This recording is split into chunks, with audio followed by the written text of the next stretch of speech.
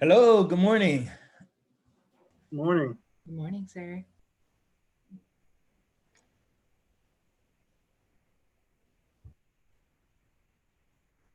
Morning. Good morning. Morning. morning.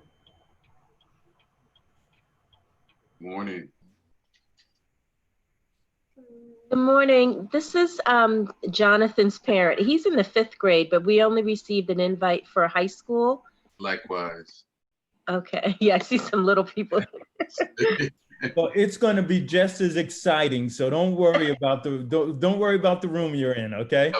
Sounds good. But if you Yes, I like it. Okay, so he's not going to miss anything from the elementary? everything's being recorded, so you will actually be able to get this on demand later as well. So you won't miss any of the other rooms. Okay. So Okay, there's and if you want to switch over, I believe just send a message to Kwan. It's KWAN. If you can text her, she can move you. okay, thank you. You're welcome. Or to Matt Bowman, one of those two to be able to move you. Okay. All righty.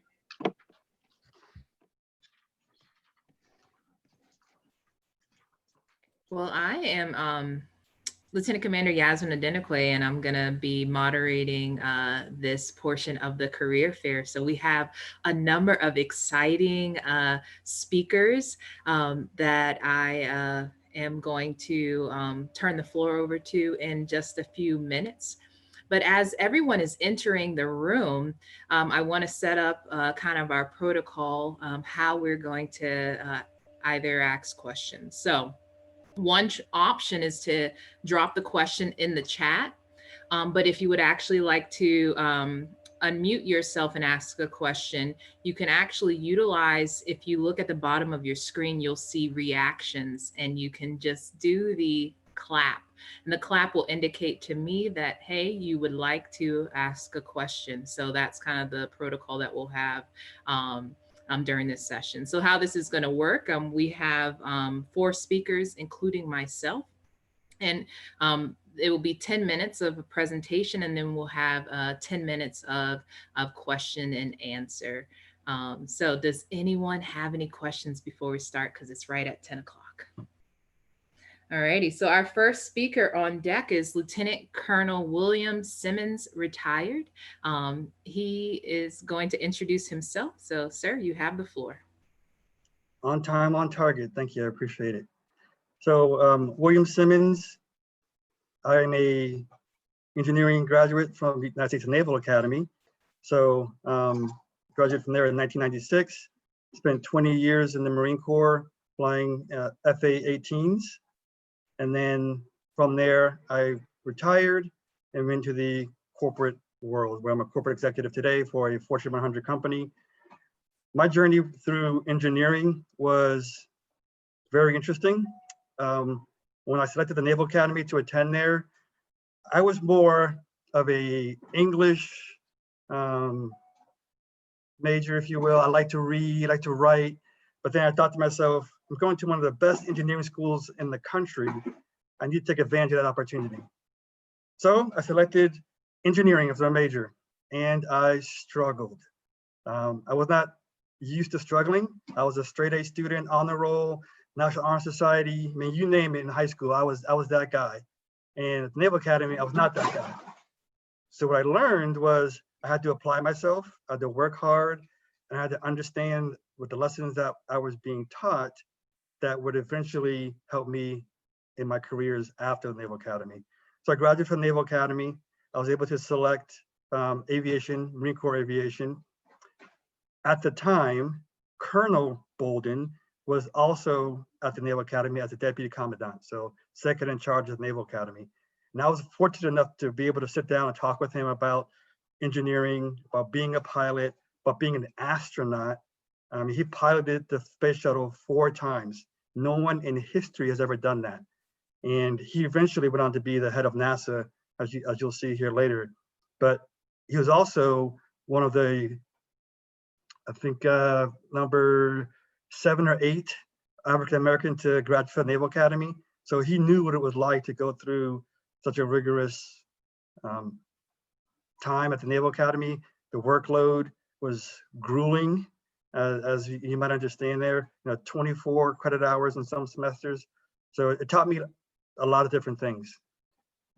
When I went to flight school, that engineering background helped a lot, right? Jets are very complicated systems, lots of engineering, lots of math involved. How fast are you going? How you drop a bomb? You're closing with an enemy. A lot of different things there. So it helped me tremendously. In flight school was a little easier because I had an engineering background. So as I went through my military career, that was great. I retired, and then what am I going to do now? So I was talking to another guy. He said, hey, we need an executive to run our logistics engineering department for this distribution company. And I was like, well, I don't have any corporate experience. He said, wait, you're an engineer, graduated from the Naval Academy, you were a fighter pilot, and you were lieutenant colonel in the Marines. You'll be fine. And I joined, I learned, and after a year of being the director of logistics engineering, I was asked to become the director of supply chain management. So my engineering background, again, helped me understand processes, develop things, and now I'm being asked to develop their global digital transformation within supply chain management and processes. So all of that was based off my abilities that I learned. This is my son here, what's a banana, who I learned as an engineer how to solve problems, how to think through solutions, and then through my military background in my career as an aviator, I learned how to solve problems and lead people. So it was a very fortunate career that I had, even though I didn't spend more than 20 years in the Marine Corps or become an admiral or general.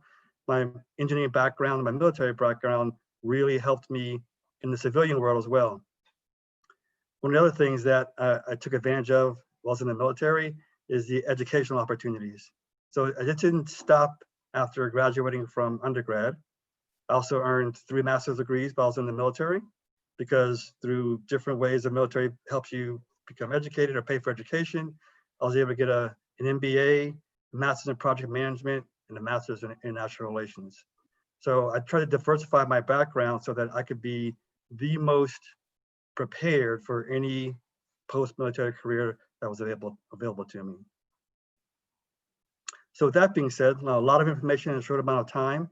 I loved flying jets. I mean, if any of you really can understand what it's like, Google the Top Gun 2 Maverick trailer, and you'll see some of the excitement there. I mean, when I grew up, Top Gun was a movie. I was like, I want to do that. I want to go fly jets in the Navy at the time. Then I realized the Navy's on a lot of boats, and I was like, ooh, I don't really want to be in a boat per se. And the Marine Corps also flew jets. I'm like, okay, I like those guys. So I joined the Marine Corps to fly airplanes, and it's been some of the best times of my life. I've been sitting in the backseat of a jet, flying around in the skies on a weekend, over the desert, different countries. It's just been truly a blessing. And then the reason why I actually have that opportunity is because of a lot of the people that you heard speak today, or will hear speak after the breakout sessions. They paved the way for me to be able to do that, just like I'm trying to pave the way for you to be able to do that. And it's really important for us to understand that. Each one we can reach and teach. I've had so many students in high school or grade school say, I've never seen a Black pilot before. And I'm not a rare case. There are lots of us out there. There's lots of females and African-American aviators out there that can really show children today or young adults today that there are opportunities out there for you. Even though you may not see them as much, we're not just that one character in the movie, they're everywhere. There are lots of us out there. So this is an opportunity for us to show you that there are many things that you can do with an engineering background. With that, are there any questions? See some popping up in the chat. Open that up. Oh, okay. Hey, Ricky Davis, Naval Academy 22. How you doing? I'm good. How you doing, sir? Good. How's life at the academy these days? You know, they got us on lockdown, but it's all good, sir. Yeah, you know, I was the last class to have a real plebe year. Just throw it out there. So, all right. I'll be interested in knowing how Ricky got into the academy. What was his background? Since this is high school, and a number of the students, young people here might be, if they're interested in what's going on at the academy. Sure thing, sir. Just real brief. I also am from Los Angeles as well. Oh, great. So What part? yeah, in Carson, Okay, yeah, I grew up in the jungle. in the jungle. Yeah, we Yeah. know that's it. Go ahead, I'm sorry. Anyway, yeah. So I went to Junipero Serra High School in Gardena, and I was privileged enough to have a lot of like outstanding role models at that high school who really encouraged me to challenge myself. But coming to the Naval Academy was really an unknown thing. I didn't know anyone that was in the military. I didn't know anyone that went to a service academy. But I still just went out there to try to challenge myself and face the endeavors for the future. If you guys have any questions about that, let me know. But it's been a hard time here. It's not easy. Like Lieutenant Colonel Simmons said, a lot of the course load is very rigorous here. But yeah, if you guys have questions, let me know. Yeah, I would encourage you, don't be afraid to do hard things.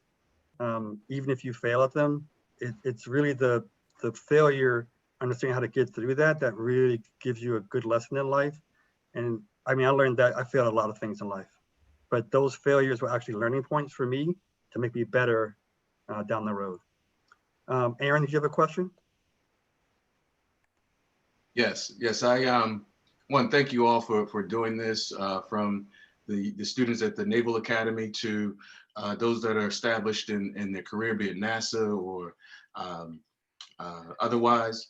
As it, William and Ricky, I have questions for you and how you maybe overcame some challenges in your education and maybe being uncomfortable and walking into the unknown. Ricky, you mentioned this being an unknown experience for you, and moving into the Naval Academy, and what helped you move forward and in confidence when maybe doubt maybe crept in, or and just not knowing what to expect. What did you hold on to, or what helped move you forward to keep you going in your quest? Hopefully that's Yeah. For me, I was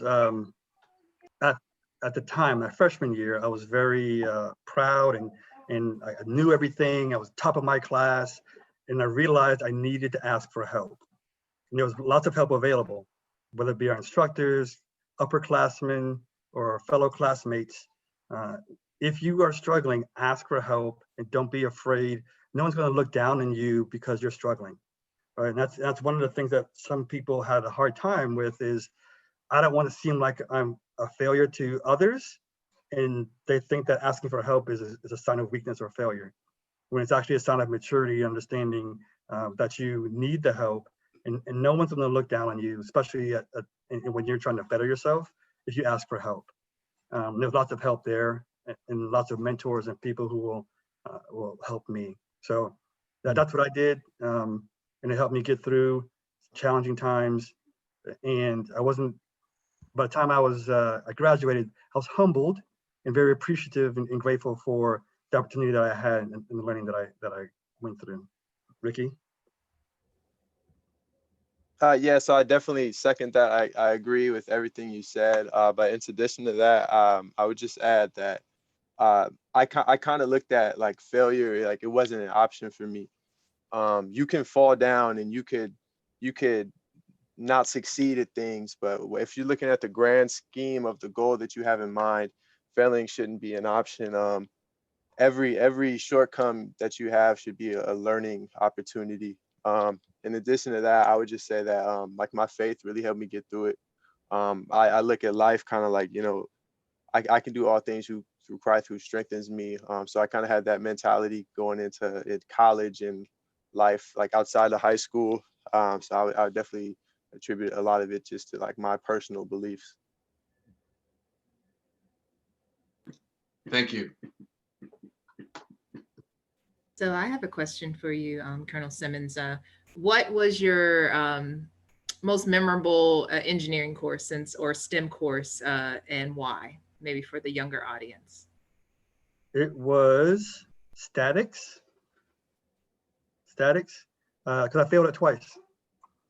That's what I was most remembering from a learning point. And there was a question earlier asked in the chat, how do we remember things, or what are new mnemonics you might use? And I had to find ways to understand the material and remember it so I could apply it later. That helped me throughout the rest of my life, right? So again, like Vicky said, you may have some hiccups and fall downs, but failure is not an option. And we passed the class, obviously. And the other one that I thought was really interesting to me was thermodynamics, and just a transfer of all the properties that are in there, from cooking, from body temperature, working out, from why does your car get hot, all these different things really intrigued me. And it also helped me understand why things happen around us every day. You know, why does your door seem stickier in the summer?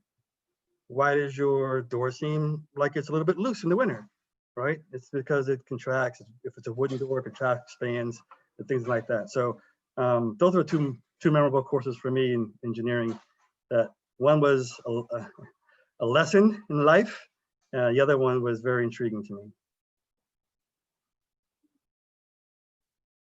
So we have a question from Andrea Silva. What is something that you didn't expect to experience or learn when training to fly a jet?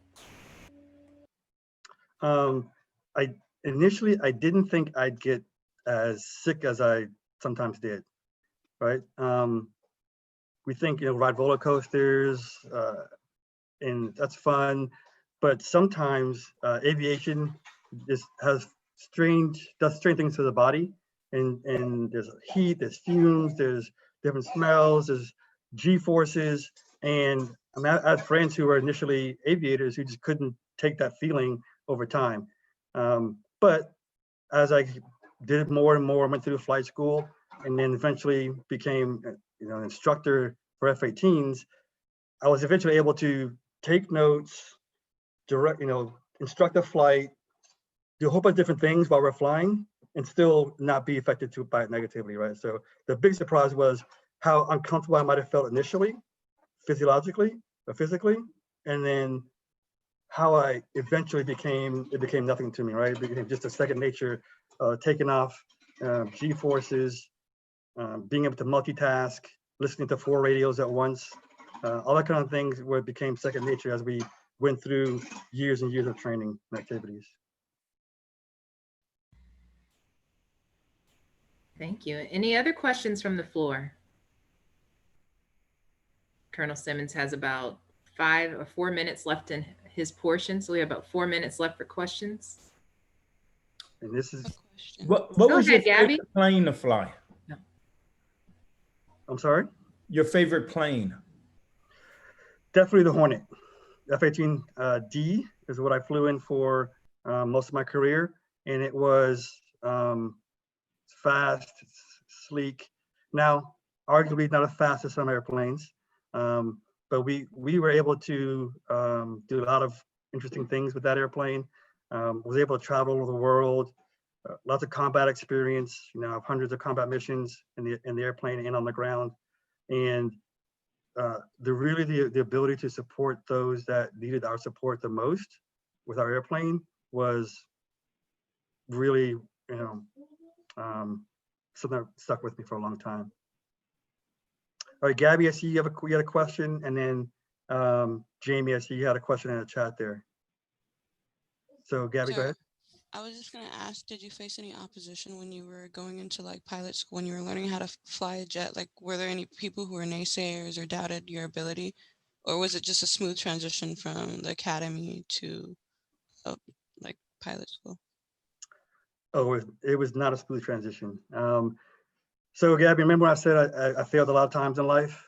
I failed in flight school too, a couple of times. And you know, to Vicky's point, you can fall down, but you got to get back up, right? And I had some signs of difficulty, which is a SOD, pink sheet as we call it in aviation. And there are a lot of things going on in my life, but I had to, again, buckle down, focus, have faith that I was able to get through and reach out for help like I did. And it was, though it wasn't easy. So yes, there were different things, obstacles that came up. But once I got back onto the right path, if you will, things went smoothly. I mean, I went to aviation, to a squadron, lots of awards, combat experience. I was selected to be an instructor. So lots of great things there.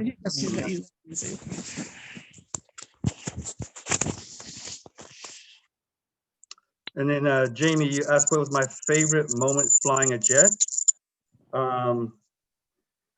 That's a tough one. There's a lot of good moments out there. I think one of my favorite moments was being in an air show. That was fun. We did an air show down in Fort Lauderdale, supported that. But my favorite probably combat or training was my first combat mission, and it was at night. And this was just before the Operation Iraqi Freedom kicked off, so it was the pre-war stuff. And we were going to drop bombs for the first time. So I was with the youngest aviator in our squadron, was in my jet, and our commanding officer was in the first jet. All the heavy hitters of our squadron was in this 4 airplane formation, and it was me and a new guy in the last jet. So engineering background moment.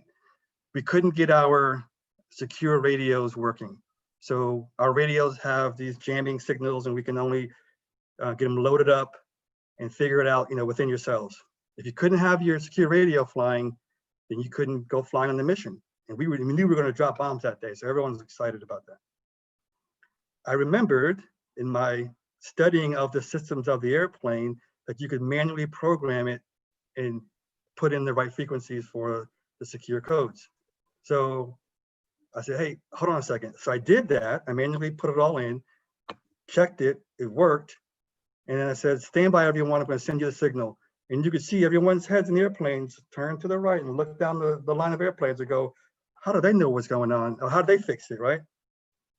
We fixed it, sent it out. Everybody was on the secure radios. We went flying.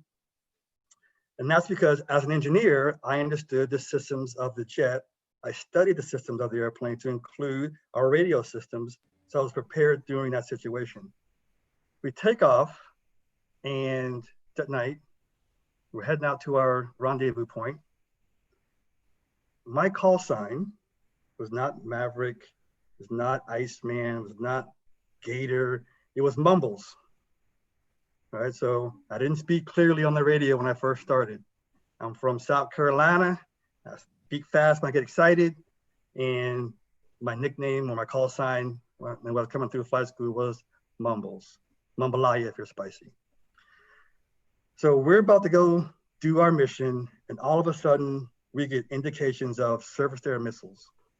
So our systems are really like all these alarms going off in our jet, and we're putting out all these flares and lights and stuff, and we're thinking we're going to get shot at and shot down, etc.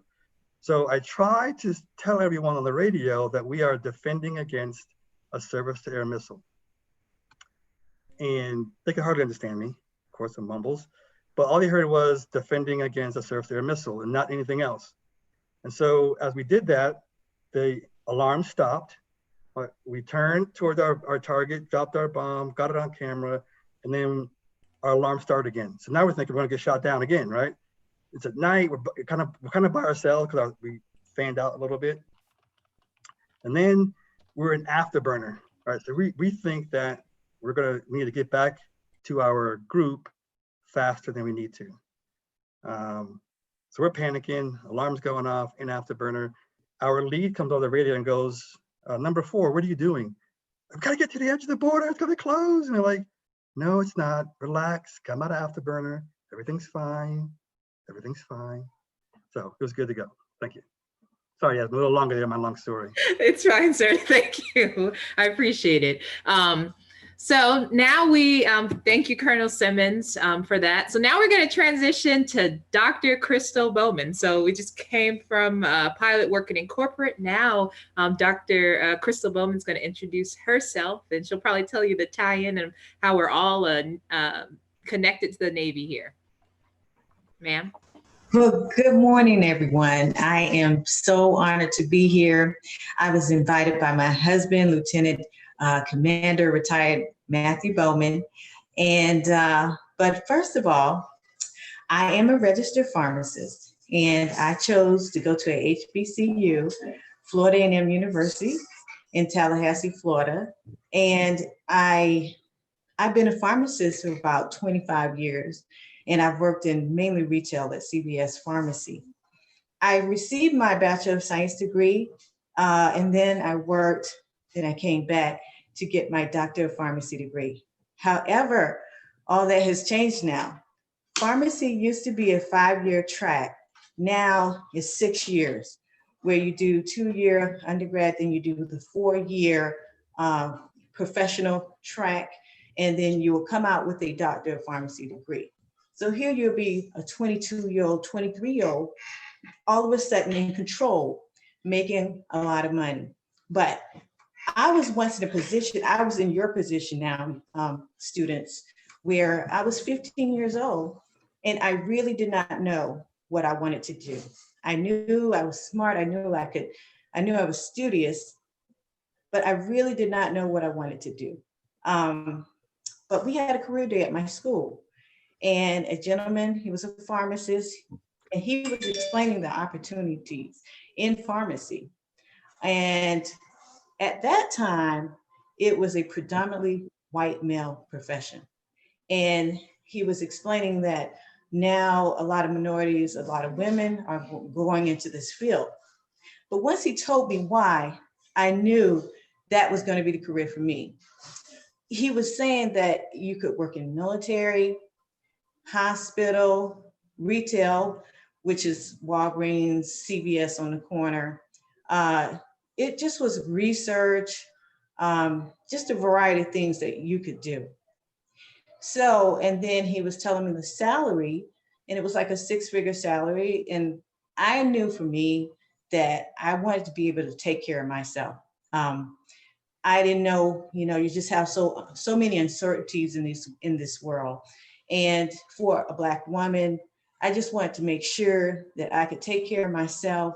If I had children, I could take care of my children.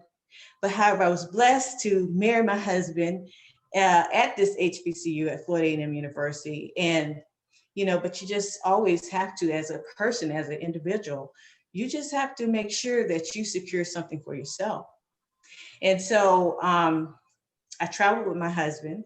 We lived numerous places. But one thing I can say about pharmacy, you can find a job anywhere you go. You only have to take the board once. As long as you have a license in a state, being a pharmacist, you can work on military bases or in the VA setting, and you can still have a retirement and have something coming in for yourself. And so, but it has been a rewarding career. And pharmacy is always changing. When I first came out, the only expectation was to, especially if you worked in retail, was to pour and fill. Count pills, pour the syrup in the bottle, and give it out to the patient. But then that changed where they wanted us to be able to be in front instead of behind the counter. And they wanted us to be able to talk to our customers, be able to explain to them the right drug at the right time, at the right dose.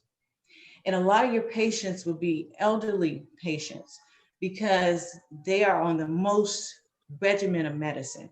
And it can get very confusing when you're taking something for high blood pressure, diabetes, just a whole multitude of drugs. So you want to make sure that they stay on schedule. You explain how this drug can react in your body, side effects, what to expect from this medication. So obviously, it's going to be a lot of studying. You have to have some kind of interest in science and math. Definitely really understand basic math, more so probably algebra. And then with the chemistries, you got to take the organic chemistries, physics, biology, because you have to understand how this drug is going to react in the body. So how to prepare yourself? Well, where you're at right now, take advantage of maybe taking some honor classes in science and math. But even still, if you don't feel comfortable doing that, but try to pay attention to what's going on. And because you're going to see it again, once you get in college, if you decide to take the pharmaceutical track, you're going to see, your courses are going to be heavily in science and math, organic chemistry, physics, biology, and so forth. Then once you get the prerequisites down, then you may be required to take a test called the PCAT, which is a pharmacy college admission test. And that will increase, the higher you can score on that test, it will increase your chances of getting in the pharmacy school of your choice. And once you get accepted in that pharmacy school, then it's going to be a professional environment. You'll dress up every day, just as if you were going to work. And your course will be, your class schedule will be 8 to 5. It'll be like a real job. And you'll go to class, expected to wear your lab coat, your professional clothes. And then 8 to 5, you have to study.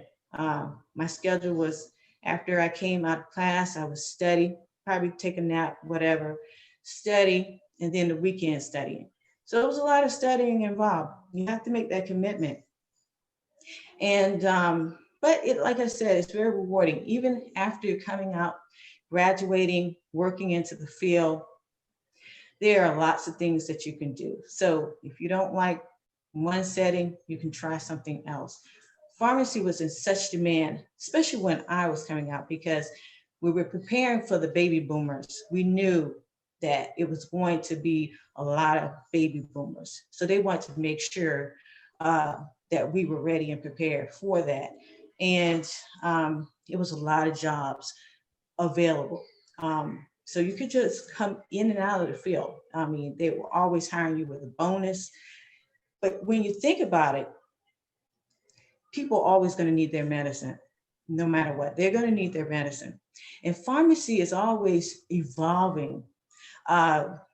In retail, now, I thought that we would never do shots. In fact, that's one of the reasons why I didn't want to be a nurse, because just doing shots, seeing a lot of blood, I really didn't want to go into that sector. But lo and behold, in the last 5 years, now pharmacists are doing a whole panel of vaccines. You can walk in any retail store, don't have to make an appointment. You can get a flu shot, you can get a chicken pox, you can get whatever kind of shot you want to get. And so that just represents that this job will be here. It's very stable. Most people look at the pharmacist as a wealth of knowledge. They don't have to go to the doctor.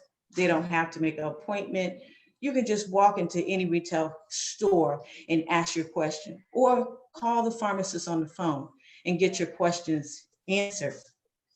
And so this is how other healthcare providers are treating pharmacists. Let's give them more responsibility. They are the first contact with regular patients for healthcare. A lot of people are depending on the pharmacists. They may not have health insurance, and so they may not can afford to go to the doctor.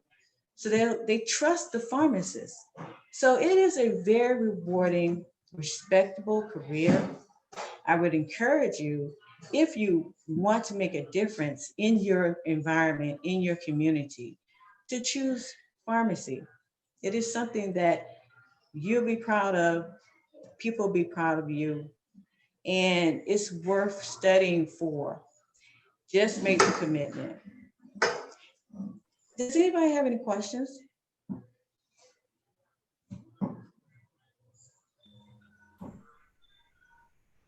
So we have a question from Andrea Silva.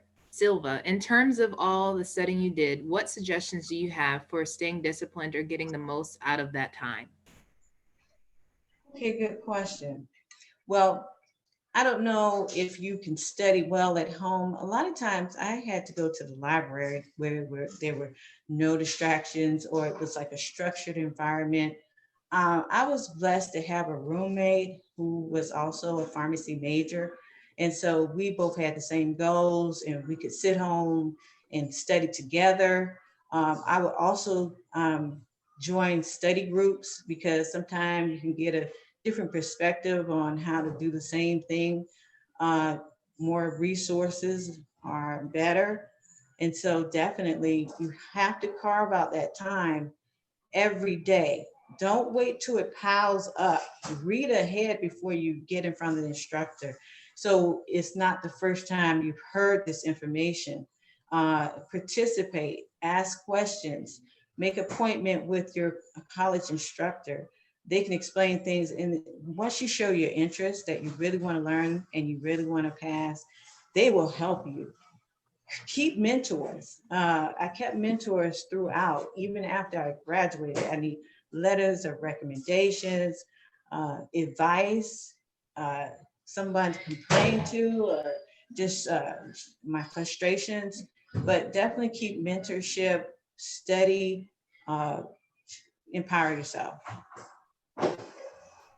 Thank you. So we have another question. What school did you graduate from? This is from Jamie Apollon, because I also want to become a pharmacist. And what are the best schools to look at? At the time, I graduated from Florida A&M University, and they had a high passing rate for passing the boards. At that time, I think it had a 95% passing rate. You take the board, so you can't be a pharmacist until you pass the boards. So I would still recommend Florida A&M University. It has a very good track record for passing that board. Thank you. We have another question from Samuel Jones. How has COVID-19 impacted the pharmacy industries? And he has in regards to layoffs, pay, and electronic dispensing. Well, one thing about it, you always have to, a lot of healthcare providers, the state, they look at the pharmacist as the first contact resource. So actually at CVS, a lot of pharmacists start doing COVID testing. So you could drive up and get a COVID test. So everything happens, it actually helps pharmacy. And so it's adaptable. Everything, the retailers want to stay in business. They look at a way, how can we make money? How can we help people? But also, how can we make money through this thing? So it's still stable, and people will always need their money. They'll always need medicine, vaccines, everything. And I think when something happens like this, and you see the profession still standing, there's still pharmacists out there. They're still maintaining their job status. Then you know it's a good profession, long-term speaking. Thank you. Any other questions? Any other questions for Dr. Bowman?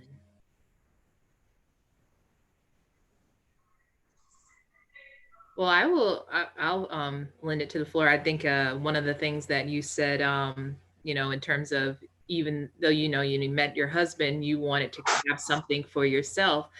So can you kind of talk about like balancing being a parent, a Navy spouse, constantly traveling, having to pick up and go, and can you just talk about that, please, ma'am? Yes, absolutely. I've had a wonderful life. We've traveled, and I just felt like I always had that option to jump in work, jump out of work. There were times I was being a stay-at-home mom and raising children. My children are still young, but just being home and being with them, but not really afraid that I won't be able to get back in the work sector. And so I love that flexibility of having that job, flexibility like that. And then scheduling, like there's so many different sectors. If you want to do research, that's probably more so an 8 to 5 job. Hospital, where you could probably work 3 days on, 3 days off or whatever. So I've heard some people work 7 days on, 7 days off, but you might do 3 12-hour days, which is, 36 hours or whatever. But it just allows you to be a wife, be a mother, still have a high income, where you feel like, wow, I just didn't do anything with my career. Like, I know sometimes you have to make, as a woman, you have to make tough decisions, or as an individual, but especially a mom, because you're really responsible for children, your family, your husband, and you have to make a lot of tough decisions. And you're always balancing career versus motherhood or wifehood.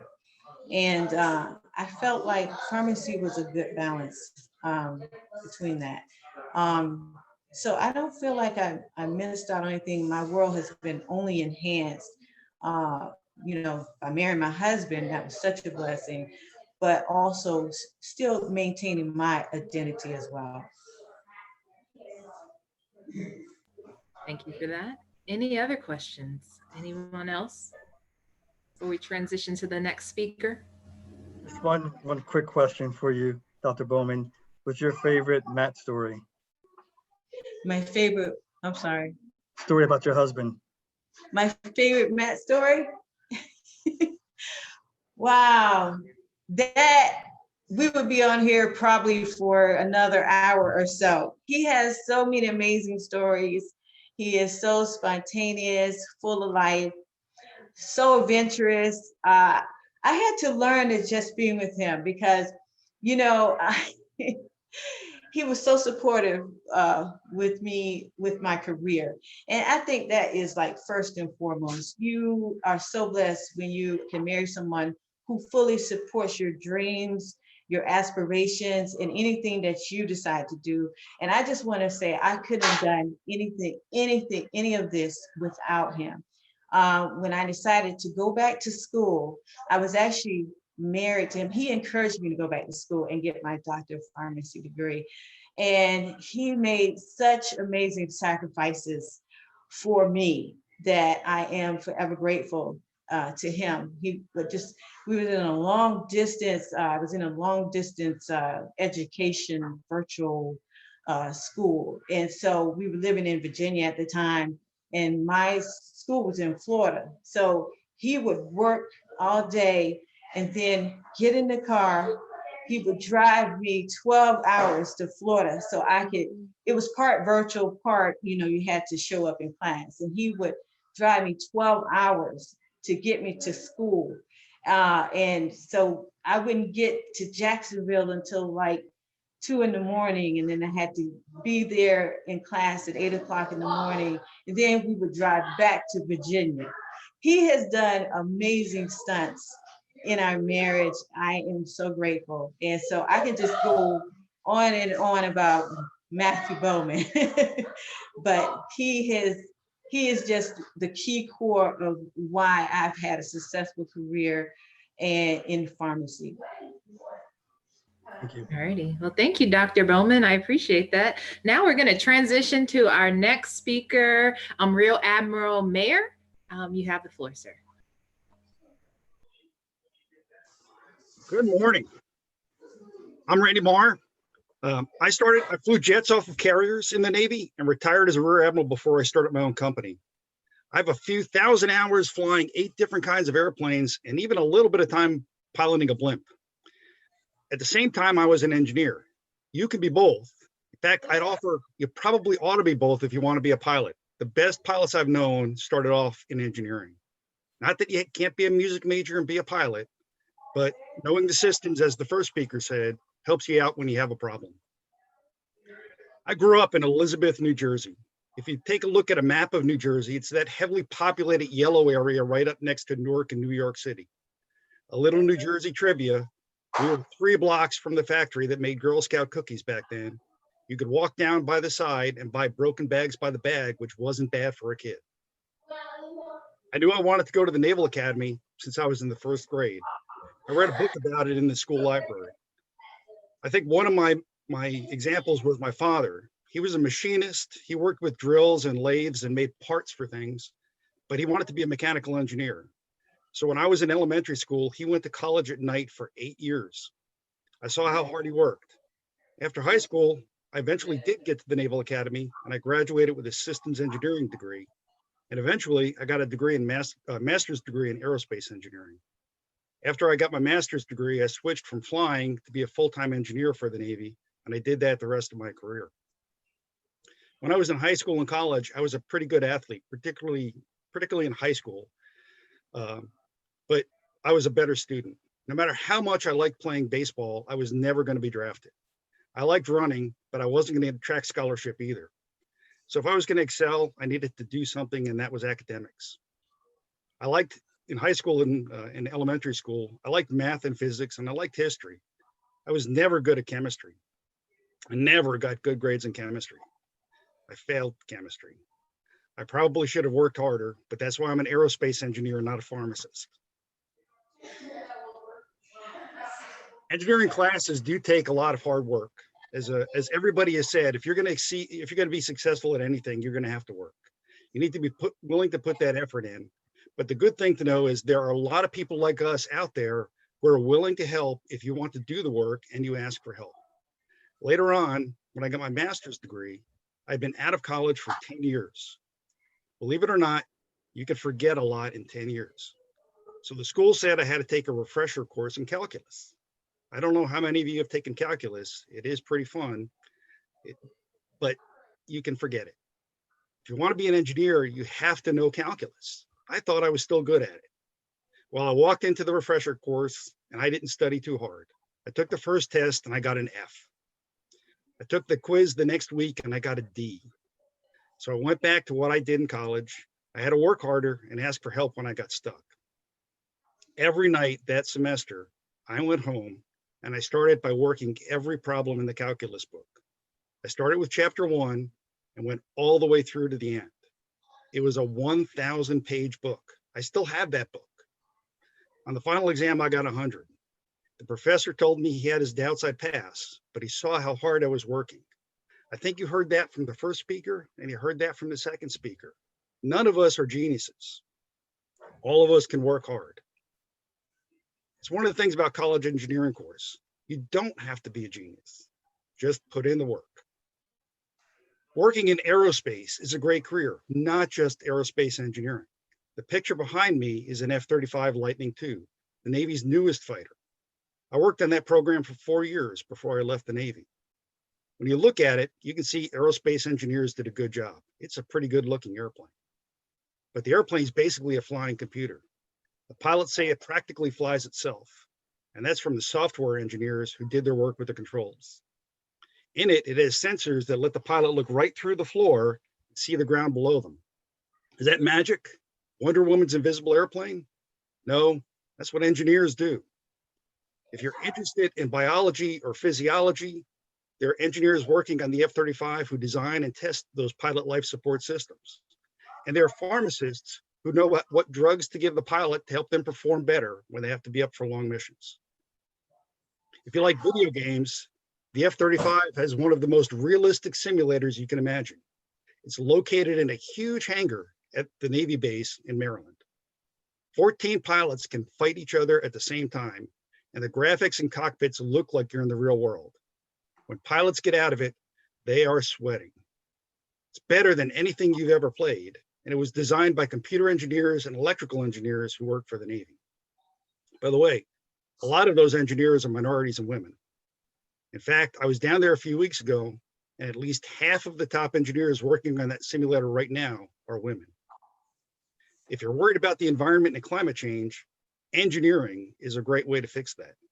A scientist might tell you the sea is going to rise, but then an engineer will show you what to do about it.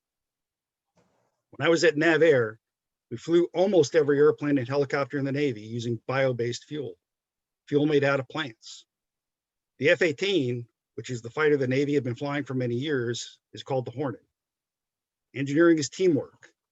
After mechanical, electrical, chemical, aerospace, and all of the other engineers did their parts of the design of the fuel system, and we did the flight testing, We called it the Green Hornet.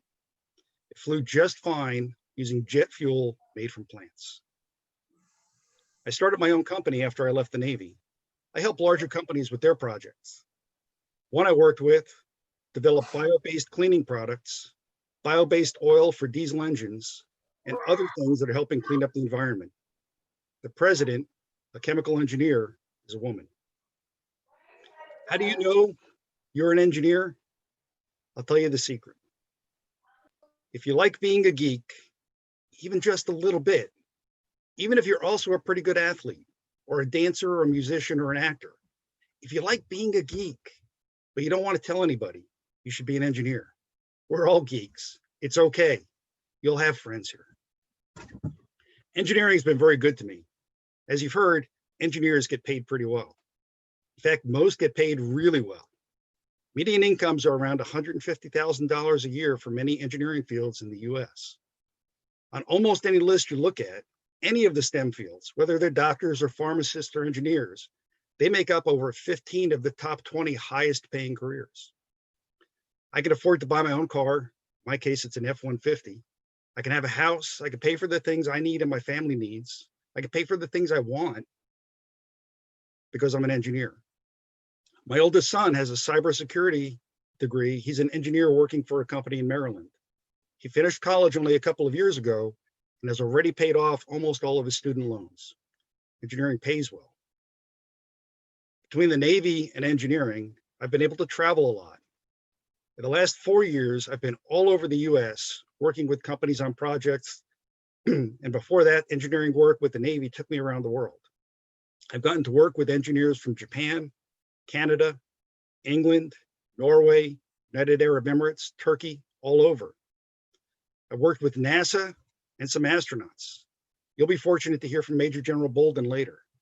Did you know that more astronauts started off as engineers and pilots than anything else? Through engineering work, I've been able to meet Tuskegee Airmen, as well as the man who invented stealth for the F-117. I've worked for some awesome female engineers who led huge divisions on really important projects like designing aircraft carriers. In fact, for the aircraft carrier shipyard down in Norfolk is being run by a woman right now. I know engineers who started in the Navy and have gone on to work in NASCAR, SpaceX, the airlines, robotics, artificial intelligence, drone companies, and video gaming. If you start with an engineering degree, there's so many things you can do. Before I switch to your questions, I'll leave you with a few thoughts. You can be an engineer if you want to be. You don't have to be a genius. I'm not. You have to be willing to work hard, do the coursework. Some other degrees are easier, but if you're willing to give up a little bit of playing cards or a little bit of the other things that your friends may be doing, and you keep in mind that the starting salaries for engineers are better off than almost all of those, the harder work will literally pay off. Engineers do good. Engineers are working on bio-based fuels for airplanes, cars. Engineers are designing electric vehicles. Engineers are cleaning up the environment. At almost every company I've been at, the dress code for engineers is casual. If you want to wear blue jeans and a relaxed shirt sometimes, those are the offices you want to work in. Look at an airplane, a car, a drone, or your phone. The battery, the composite body, the Gorilla Glass, the software code, it's all engineering. Engineers make cool stuff that we use every day. We need more engineers. So there are always great engineering internships being offered to students. Some, like the Naval Academy summer programs, let you get great experience while you're in high school. Once you're in college, there are many that the Navy and other government organizations offer as internships, and they'll give you a good paying job every summer. Finally, engineering is good for everybody. Look at our panel today. You've got awesome examples of people from diverse backgrounds, women and men who don't look like me, and we're all successful. If we did it, you can too. Be an engineer. It's good work. So over to your questions. Thank you, sir. So we have first question is from Gabby Cleveland. What type of engineering did you study? I believe you said aerospace. And what type do you think is the most beneficial for pilots to study? Hi, Gabby. So first, I want to note that unlike some people, you did have to get up this morning and make your bed, right? So I see them in the background. The rooms have not changed all that much, and it's good sharp corners. I started off. I was in the class of 1983. We were the first class of the Naval Academy to have women in all 4 years. And I chose systems engineering, which had at that time recently been a new major. I think it had only been offered for 3 or 4 years before that. Systems engineering was a multidisciplinary engineering, so we got to do lots of different things. We got to do mechanical engineering. We got to do electrical engineering. We got to do some computer science. My calculus course that I took as undergrad was actually 1 year of book learning and then 1 year of computer application for calculus. And then and all of those were valuable when I got on, because it taught me the fundamentals of so much. It gave me a very broad background. And then when I went to get your master's degree, they tell you need to specialize in something. So I specialized in aerospace engineering, and particularly avionics. So what I really specialized in was the application that got the software and the displays and the weapons and data links and those kinds of things. As far as most beneficial for pilots, any kind of an engineering background is going to give you what you need. The ability to understand the systems, the ability to think methodically through a problem, break a problem down to small solvable parts. As Colonel Simmons said at the beginning, right? He could study the systems. He knew what they were. He knew how they interacted with each other, and he was able to solve a problem on the flight deck in real time. And that's what engineers do. We solve problems. Does that help?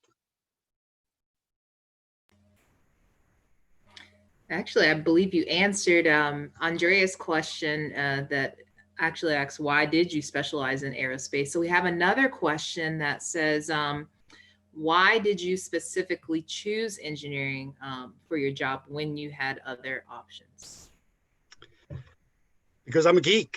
If you're a geek, you're gonna hang around with other geeks. So in high school, I'll tell you I forget who was asked earlier about their experiences in class. One of the best classes I had in high school was physics.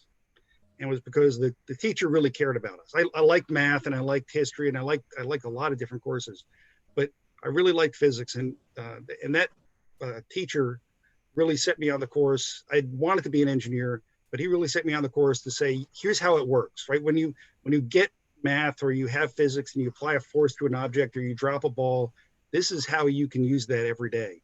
And he actually made us in the class do some practical examples. So I think doing engineering was what I really wanted to do. You have to go with what your heart leads you down. Great. So the other question is, was there a particular college course that you found was crucial in your career opportunity that you believe took you to that next level? Particular course. I guess when I think back on all of the college courses I took, the one that I probably used more than any other throughout my career, even up till now, was probability and statistics. There is so much of what we do every day that if you understand probability and statistics, you can look at it and you can apply. So when you do a test, how many times do you have to do a test in order to be able to count on that the outcome you saw is the right number? So when I got to flight testing, working in flight testing for the Navy, how many times do we have to release a weapon from an airplane? And how do you look at that distribution of events and say, yes, that was good? I took probability and statistics probably 3 or 4 different times over periods, including after I'd graduated with my master's degree as a refresher, because it's so useful. And it helps every day. When people tell you, they say, well, on average, this, okay, and we're above average or we're below, the temperature is above average or the temperature is below average. We're going to have here in DC, we had a very wet year. Well, okay, it's wetter than average. It has to happen sometimes, because in order to have an average, you have to have some things that are going to be wetter and some things that are going to be drier. So when you hear that, you can use it every day. I think that, to me, that was the most useful thing I've ever taken. Great, sir. Thank you for that. And we have another question from Amari Cross. He is from New York, and he said, being that you're from New Jersey, was it hard to find a career you wanted to do? Because he's from New York, and he says, really, sports is all that, has interested him and that he's been exposed to. So I guess if you could lend how being from that New Jersey, New York area, how did you kind of get into the engineering interest? I'm just hoping Amari is not a New York Yankees fan, because that would be, that's, you basically can't recover if you're a New York Yankees fan. It's just, oh well. Sure. So I enjoyed sports. I think you start off, sports is a great thing. It's a great thing for life. It teaches you success. It teaches you failure. It humbles you. It teaches you how to do teamwork. It is a wonderful thing. And that's what I really wanted to do. You'll find out as you get older that there's very few of us who are ever going to be major league players, whether it's baseball or basketball or football. It's a very, very small number. I was fortunate to have some guys from my high school team go on to get to the minor leagues. None of them ever made it to the major leagues, but they're the handfuls of folks. And when you know them, and I know some pro players now, they're all great people, but that wasn't going to put any food on the table. That wasn't going to be my future. So once I admitted that to myself in high school, I had to go back to academics. Was it hard to find a career? I come back to, I was a geek. I loved, and even going back to elementary school, I liked math. I liked studying. I liked those kinds of things.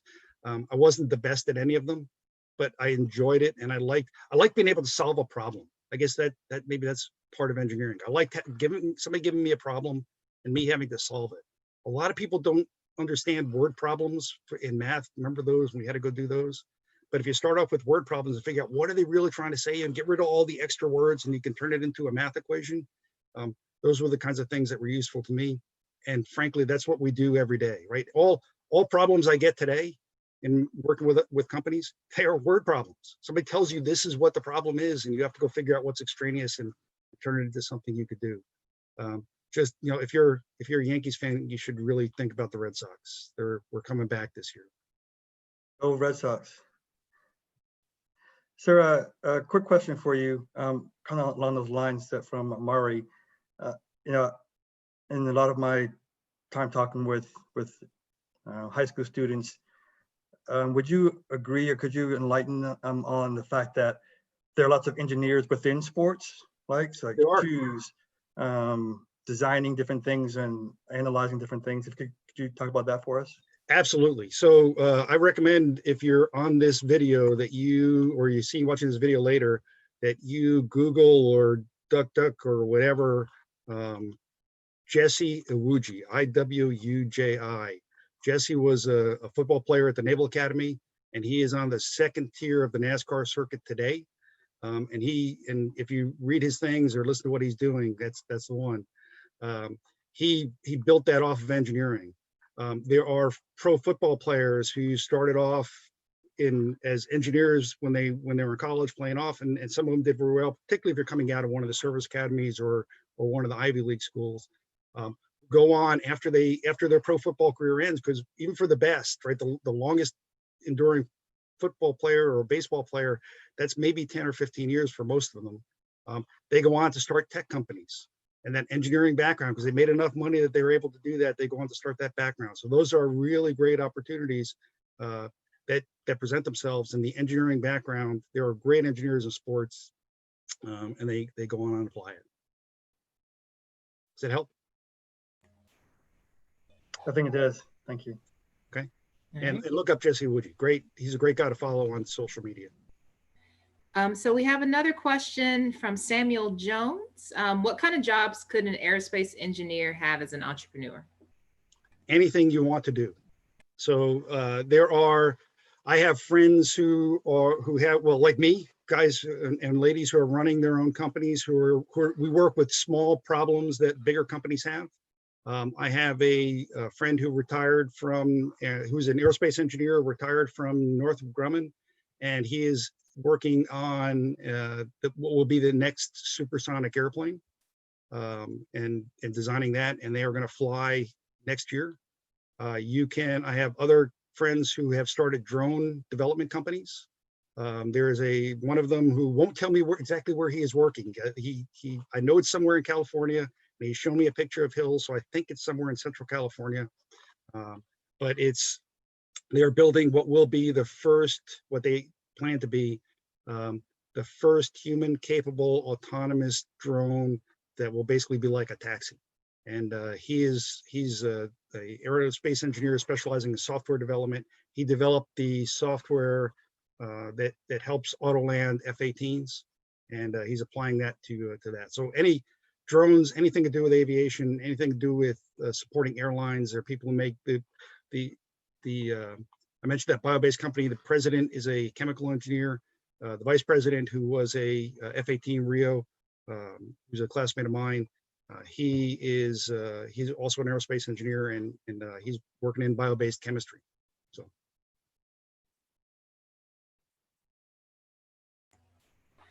Thank you, sir. So we have one more question. Miss Ava Thaxton wants to be an entrepreneur.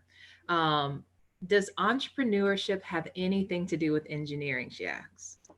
I think they're two things, and a lot of times they can go together. It's pretty easy to make them go together, because a lot of people won't, if you understand engineering, you know how to take apart a problem, you know how to solve a problem, and we want to problem solve. As an entrepreneur, I want to do the same thing. I want to solve problems.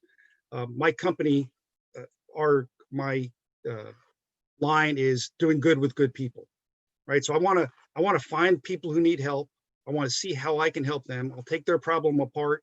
I'll recommend different ways they can do it. We'll talk about risk. We'll talk about cost. We'll talk about how to apply that, and then do that together.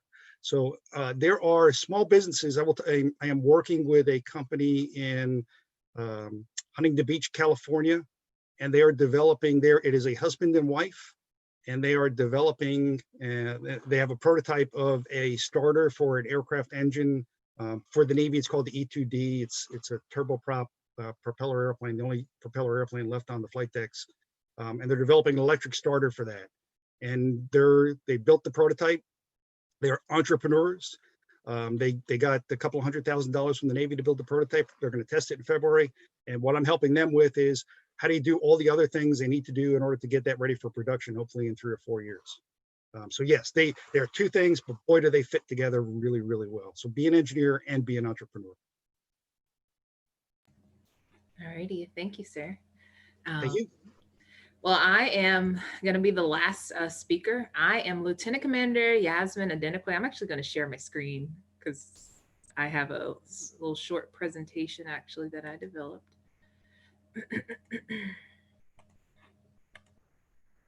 All righty, so here we go. So I love speaking with youth in regards to just talking about myself and how I got here, because I think that, I always tell people where I got is not by a coincidence in regards to there, were critical things that I've done, in my life, the people that I was born to, where I lived, that really allowed me to be able to get where I am. So where am I right now? I'm actually a permanent military instructor at the U.S. Naval Academy, or used to be called Junior Permanent Military Professor, and I'm teaching cybersecurity. But from a young age of probably about 5 or 6 years old, I always knew I had a passion to go into the STEM space. So who am I again? I am originally from North Carolina. I grew up in the Research Triangle Park area. So that's, a very innovative area, especially growing up. We had Nortel, so like really big engineering company dealing with communications. We had IBM. Also, I'm sure Dr. Bowman would say it's like one of the leading areas for pharmaceutical development and also research. So we ended up in, technically I'm from Boston, but my father is from North Carolina. So I was born in Boston and grew up in North Carolina. He got a job at, he's a medical researcher at Duke University. And he actually went to NC State. So from that, just kind of him being from that area, going to being at Duke, my dad just was really in the know. So I'm sure some of you all may have not been happy to be in this program on a Saturday morning, but this was typically my life growing up. So I spent a lot of Saturdays. For instance, NC State back in the 90s actually had a it was called MSCN, Math and Science Engineering Network, where they took elementary school kids and middle school kids, and we went to NC State on the weekend, and we actually had people in working or teaching in the STEM space, and we did different projects. I remember learning PIMD as please excuse my dear Aunt Shaniqua. So it was really a space to see people that, men and women that look like me, that were working in STEM or teaching in STEM, and also interacting with other kids that, their parents made them get out of bed at 7:30 in the morning. We're at NC State, butts in the seat at 8. So I will say that is kind of what sparked my interest in the STEM space. In terms of the Navy, that was just a coincidence. I actually got a letter for summer seminar.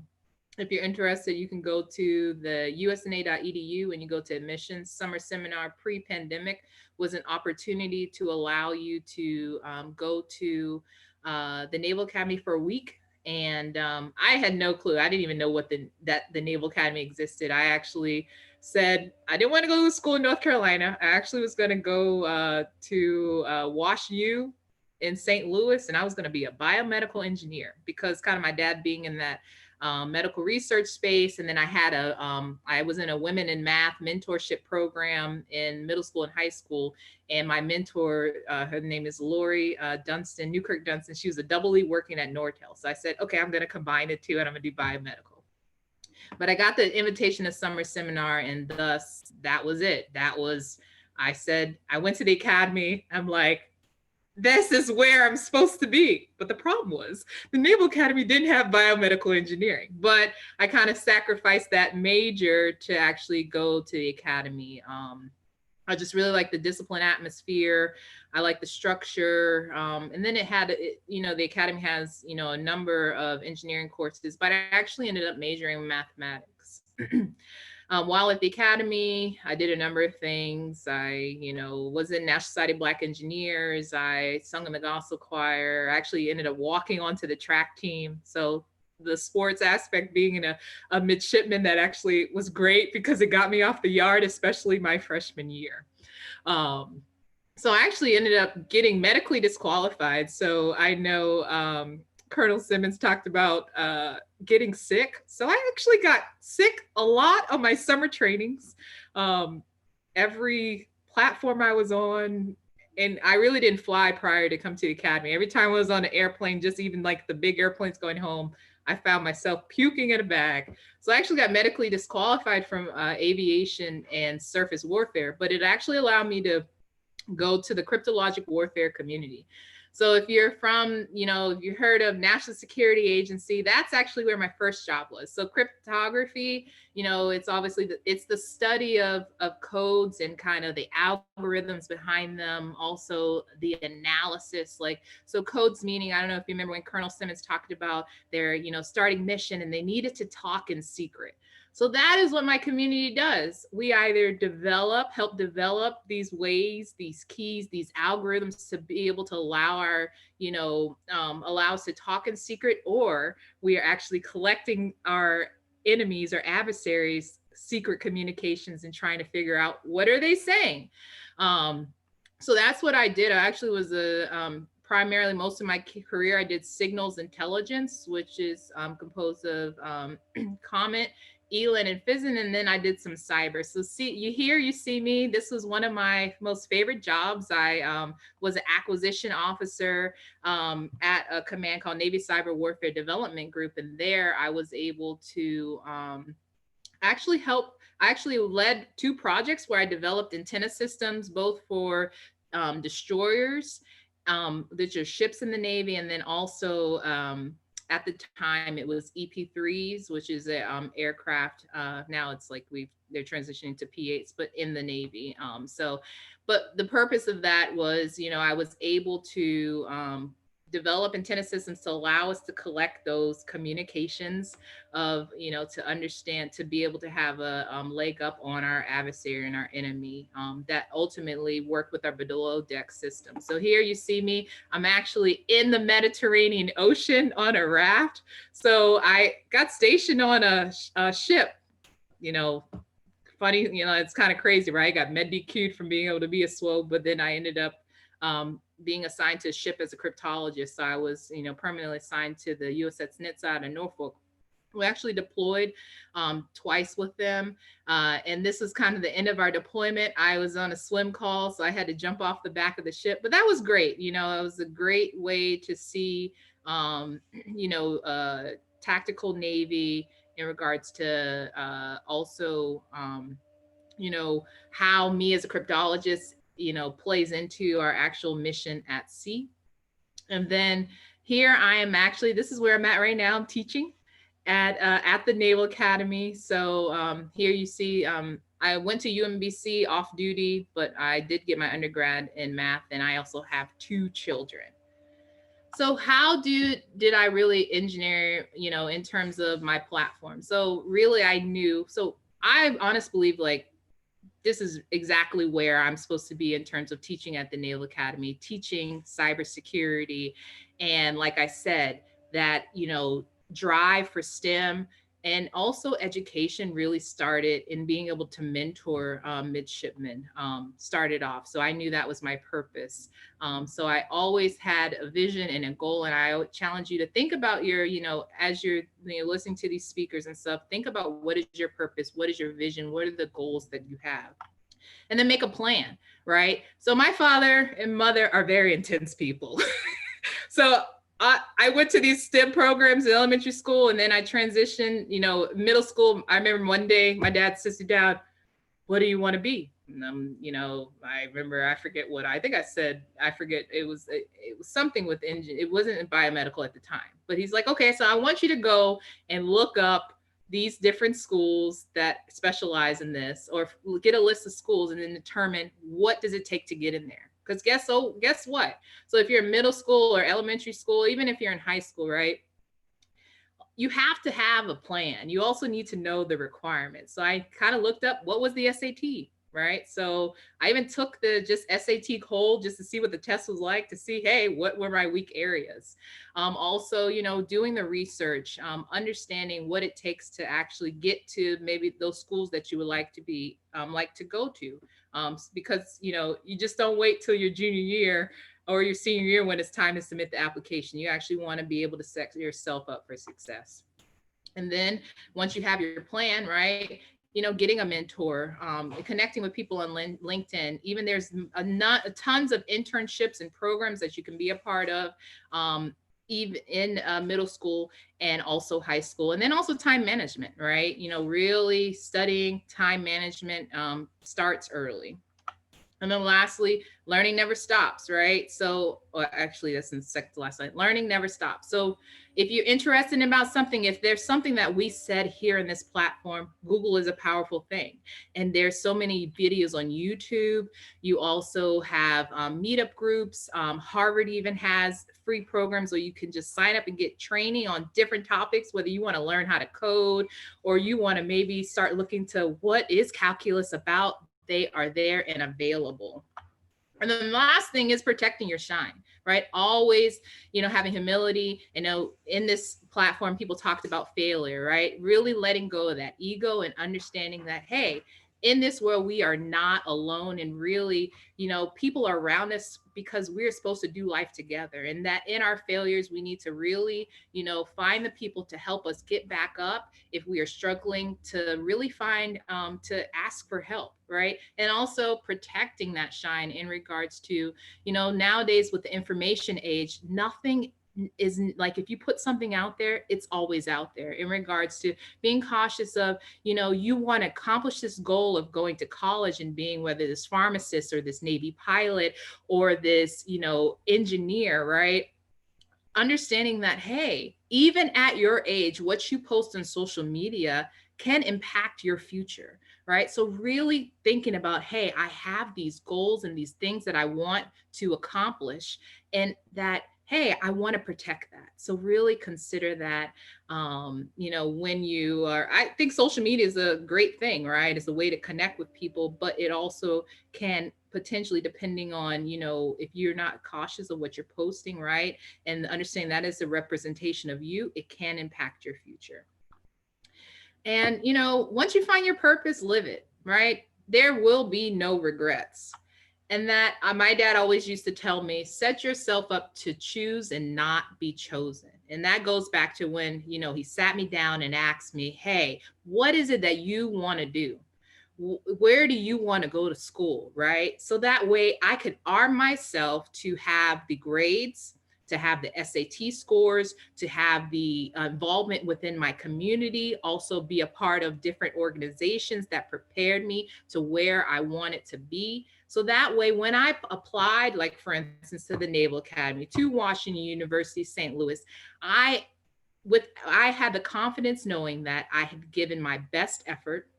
I had,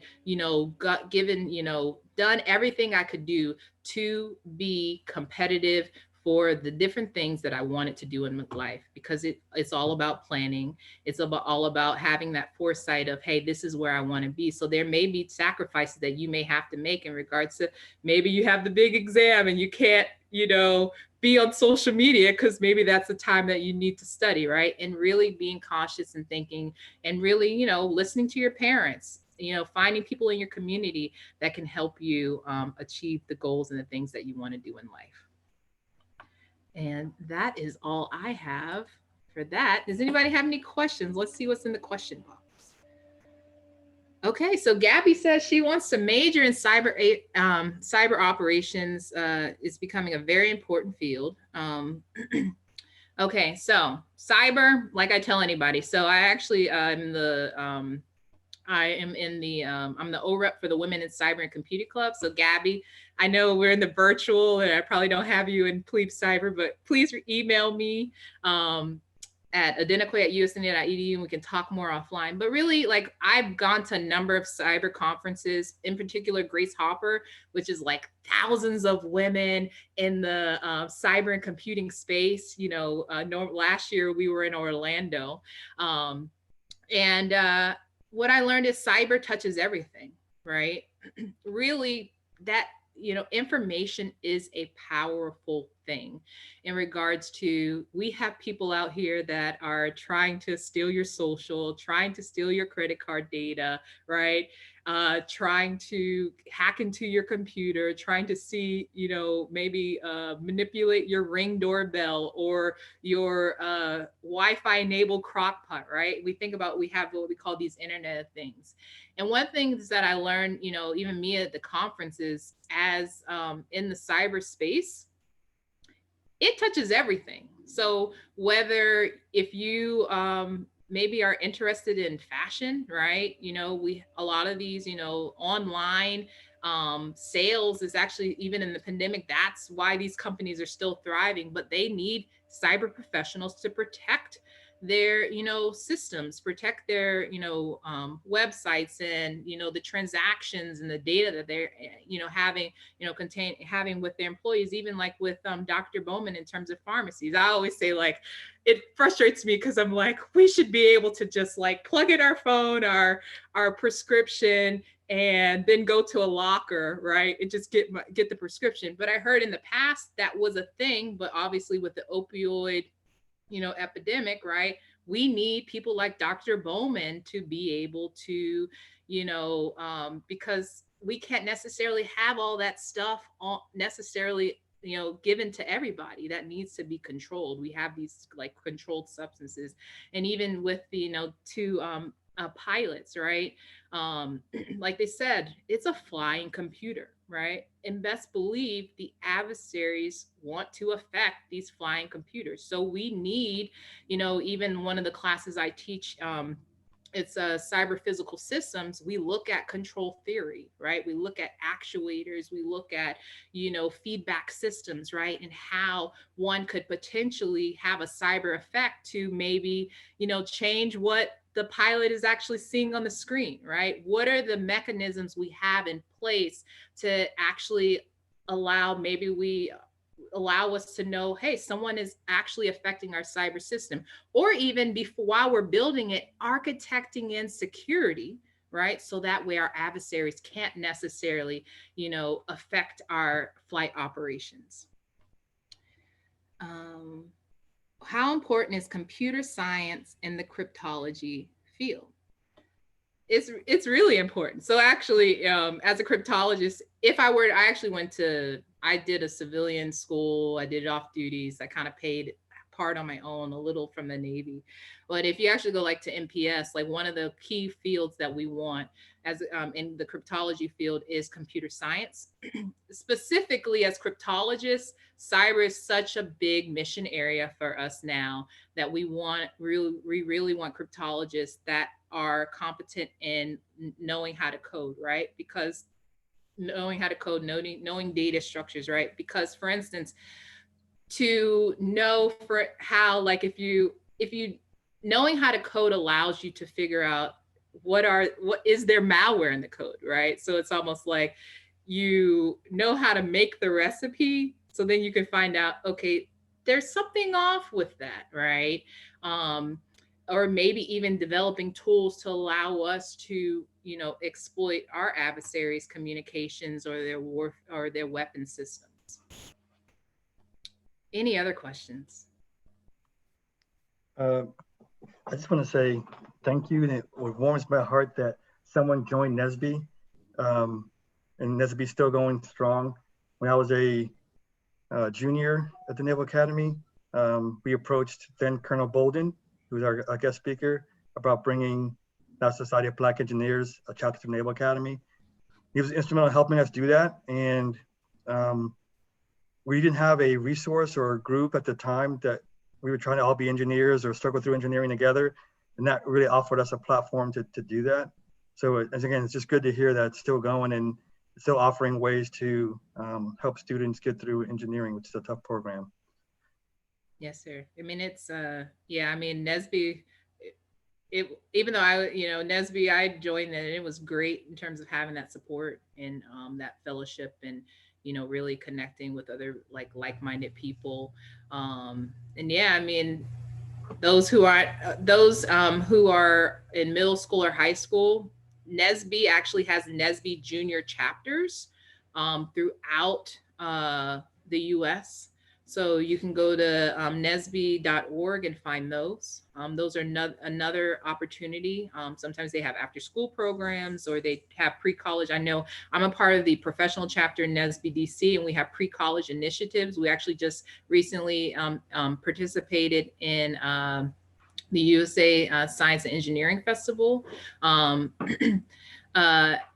And yeah, so it's great, and then obviously we have the USNA chapter if you're interested. So another question was, what caused you to want this job, and is your current job hard to you? So actually, I teach.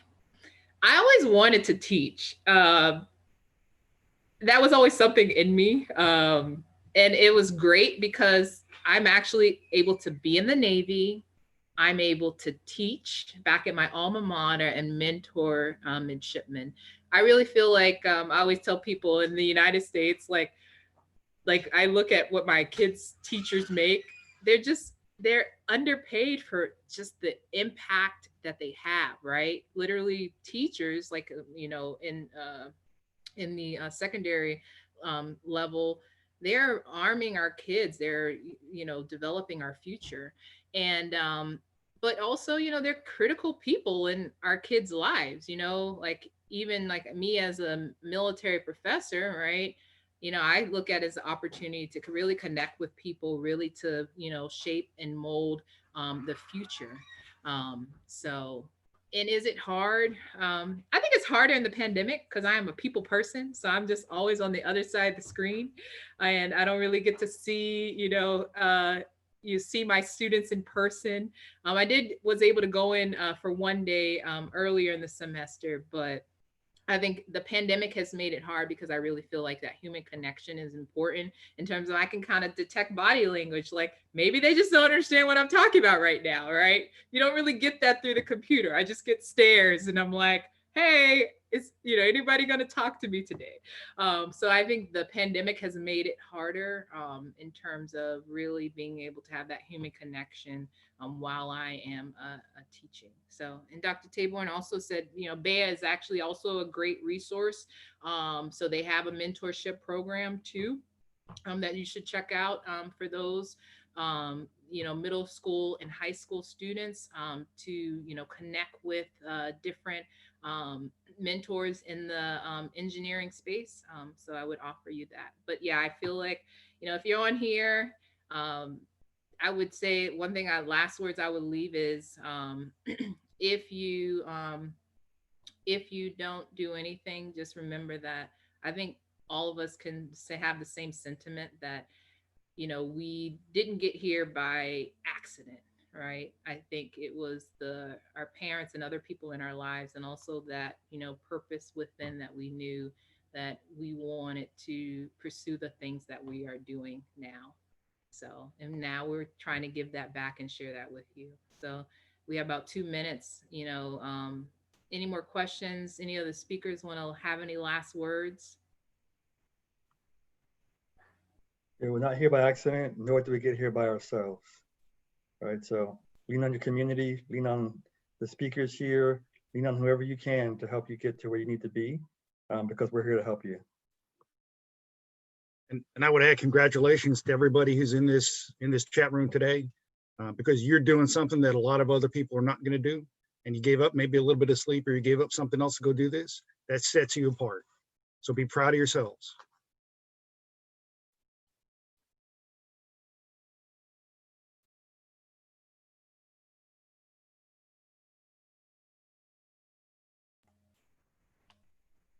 Any other questions from the floor? Amari Cross says, I look up to all of you because of what you have overcome.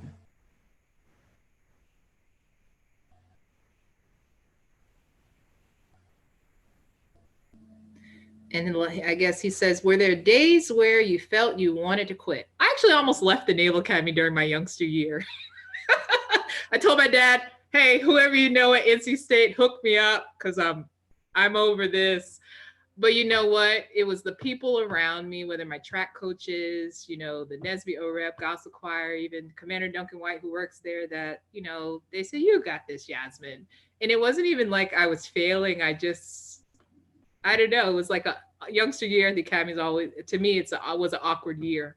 I felt like I was in this. I was no longer being told everything. And then I was like, the upperclassmen they're like, oh, you're just these youngsters. But I'm glad I stayed, and I don't regret it at all. So. And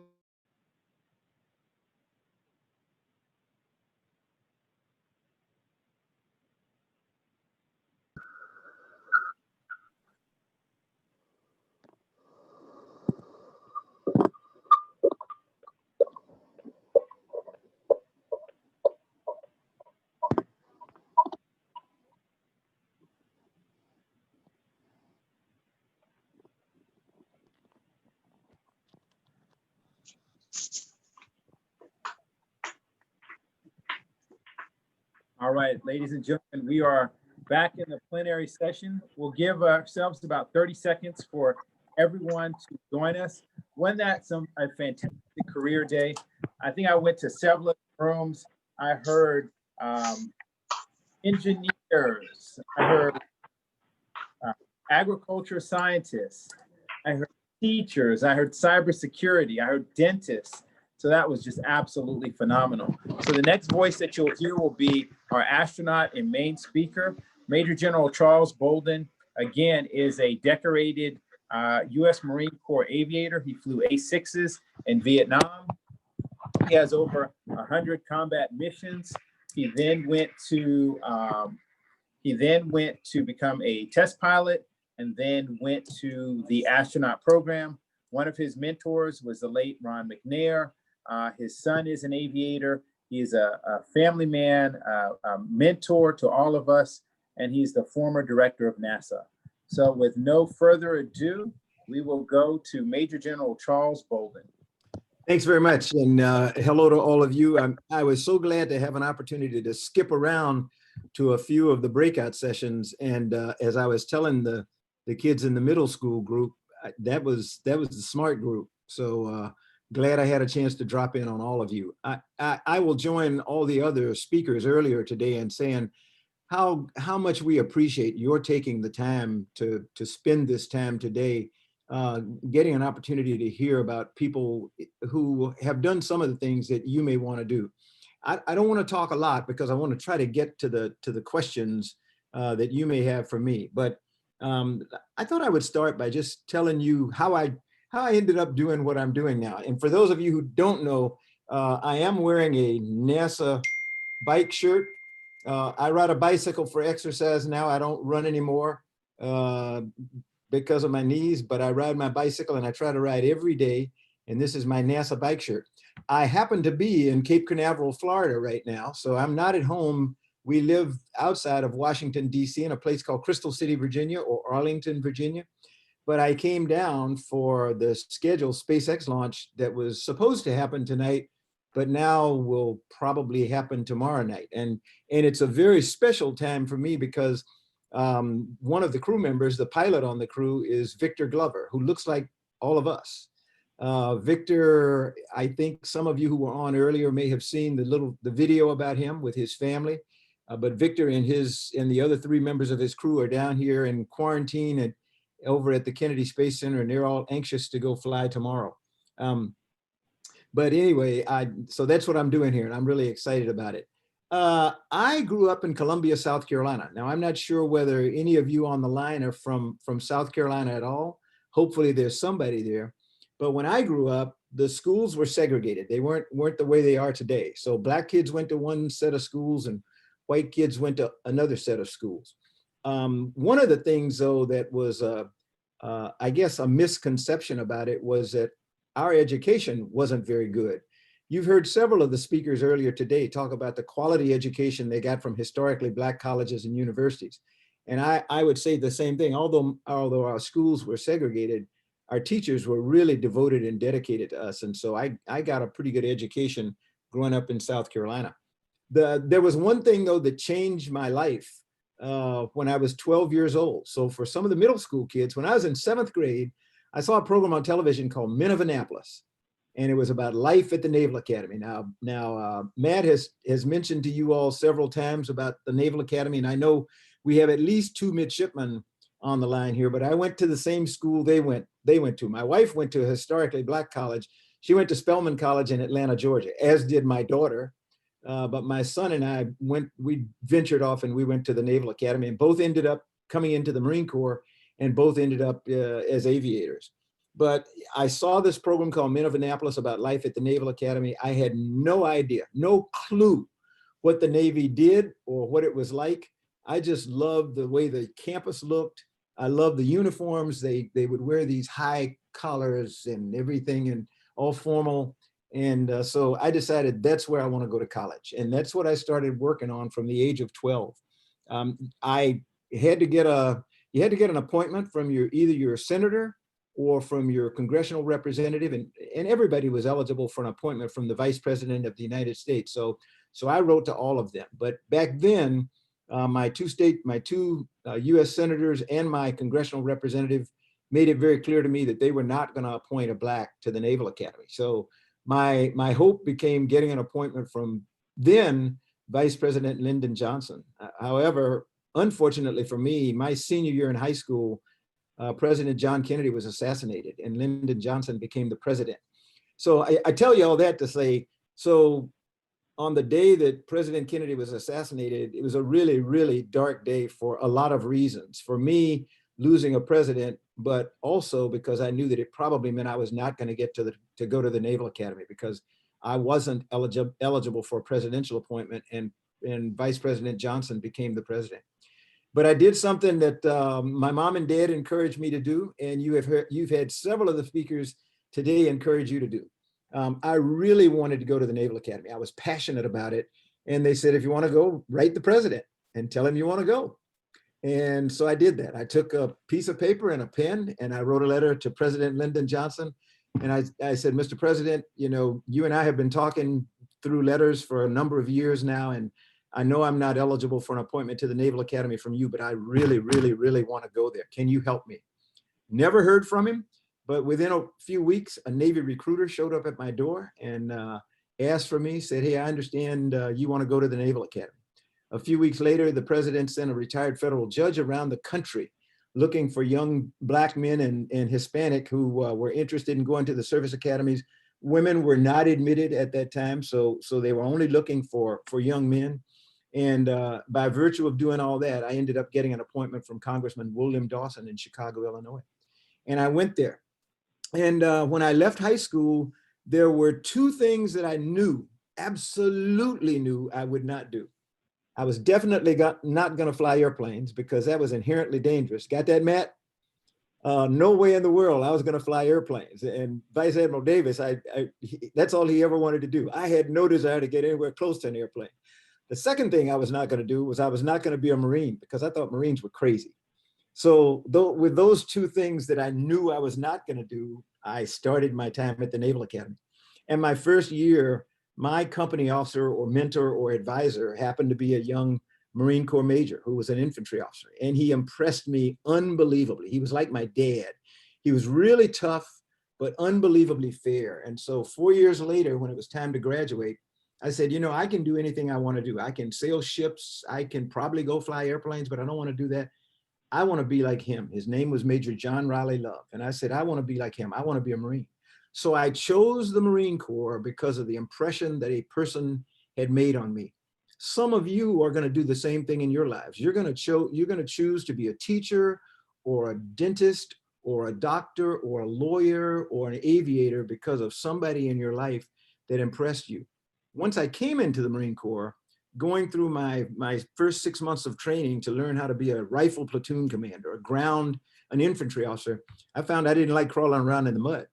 And my wife did not like the idea of me being a Marine anyway, and she did not like the prospect of me going to Vietnam. So she kept harping on me why don't we go to Pensacola, Florida? And I said, I don't want to go to Pensacola. That's where they fly airplanes, and I don't want to fly airplanes. And she kept insisting. So I finally gave up and I said, okay, we'll go to Pensacola. And we went to Pensacola. And first time I got in an airplane and felt the wheels lift off, I mean, there was something in my chest, in my whole body that said, wow, I cannot believe this. This is really, really super. And so I fell in love with flying, and the rest is sort of history. I had no desire whatsoever to become an astronaut. I knew about the space program, but that did not impress me. And then another thing happened in my life. I decided I wanted to be a test pilot, and I managed to get to do that. And I was in a place called Patuxent River, Maryland. And the same time I was there, NASA had selected their first group of space shuttle astronauts. And among that group in 1978 were 3 African-American men, all 2 of them were military, 2 were Air Force, and the late great Dr. Ron McNair. And Ron and I did not know each other, but he and I had grown up about 42 miles from each other in South Carolina. He grew up in Lake City, South Carolina, and I grew up in Columbia. But unlike me, Ron had always, all his life, wanted to be an astronaut. And so that's what he focused on. He went to North Carolina A&T, got his undergraduate degree, and then accepted a slot at MIT, Massachusetts Institute of Technology, where he earned his doctorate, his PhD in laser physics, and became one of the world's foremost laser physicists. And when NASA advertised for people to come into the space program, he applied and he was accepted in the first group. So he came back from Houston up to Pax River, where I was, along with some of the Navy and Marine Corps pilots who had trained there. And I saw this Black guy get out of the back of this sleek looking NASA T-38. And I was mesmerized. I said, boy, I didn't know they had, one, I didn't realize that they flew those kinds of airplanes, but I didn't realize that there was a guy who looked like me there. I hadn't really paid much attention to it. And so Ron and I talked the whole weekend, and I was really impressed, but not impressed enough that I was going to apply for the space program. But before he went back to Houston, he said, hey, are you going to apply for the program? I said, not on your life. And he looked at me real strange. He said, why not? I said, they'd never pick me, Ron. And he said, that is the dumbest thing I ever heard. I mean, that's dumb. How do you know they won't pick you if you don't ask? And more than anything else, I was embarrassed because my mom and dad had been my teachers growing up, and they had always told me I could do anything I wanted to do if I was willing to work and apply myself. And I had forgotten that. So when Ron went back to Houston, I got my paper and pencil out and I applied for the astronaut program, got nominated by the Marine Corps to NASA, had an opportunity to go interview in Houston, Texas. And lo and behold, when they selected the second group of space shuttle astronauts, I was in that group. So that's how I happened to do that. Somebody really encouraged me, mentored me, pushed me, embarrassed me, and made me decide to do it. So that's how I got to be an astronaut. I can tell you some other stuff, but let me do a real quick thing here. I'm going to try to share my screen with you if I can, and show you so you can get to questions. But okay, you don't want to see that. That's the title. I don't know if any of you recognize the folk in that picture. Those are the 4 crew members with their SpaceX Crew Dragon right behind them. They took this picture right down here at the Kennedy Space Center not many days ago. Anybody notice what they're wearing? Come off your mic and yell it. What are they wearing? Mask. Why are they wearing masks? Mask. Themselves. Mask. To protect themselves and to protect other people. This 4-person crew is getting ready to go to space, and they're going to be living for the next 6 months on the International Space Station. So we cannot afford for them to get sick and take coronavirus to the International Space Station. So that's why they're wearing the mask. I see somebody just kind of, I hope they were trying to point to Victor, but right, I don't know whether you can see my arrow, but the guy on the right is Victor Glover. And let me go back one, but I think we're being hacked. But anyway, Victor is the person on the right. He is only the second African-American pilot to fly a spacecraft in 26 years. So I flew last 26 years ago, and Victor will fly tomorrow night. And that's unacceptable. So he and I are working on solving that problem, on making sure that doesn't happen. This is the International Space Station. People live and work on this now for 6 months at a time. And every once in a while, we have somebody that lives there for a year. We had one American, Scott Kelly, who lived on the International Space Station about 2 years ago. He was there with his Russian counterpart, and they both were there for 1 whole year. So we've now been living and working on the International Space Station for 20 plus years. We just celebrated our 20th anniversary a few weeks ago. So that's the International Space Station. I'm going to show you this, and I'm just going to be quiet and let you look. But this is kind of stuff they do. This is Mike Hopkins. He's Victor Glover's commander on this flight coming.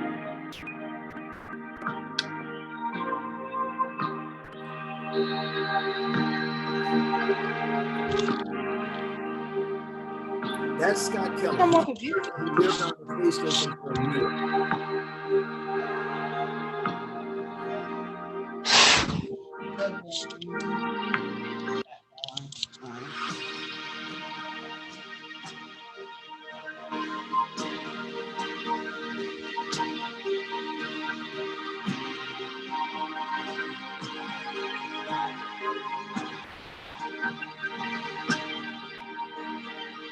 That's the first time we ate lettuce that we actually grew on the International Space Station.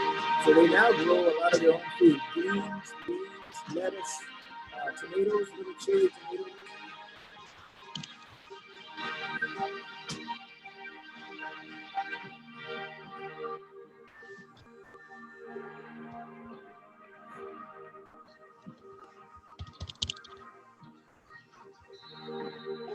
That's the only reason I really don't be coming. Because you always tell me.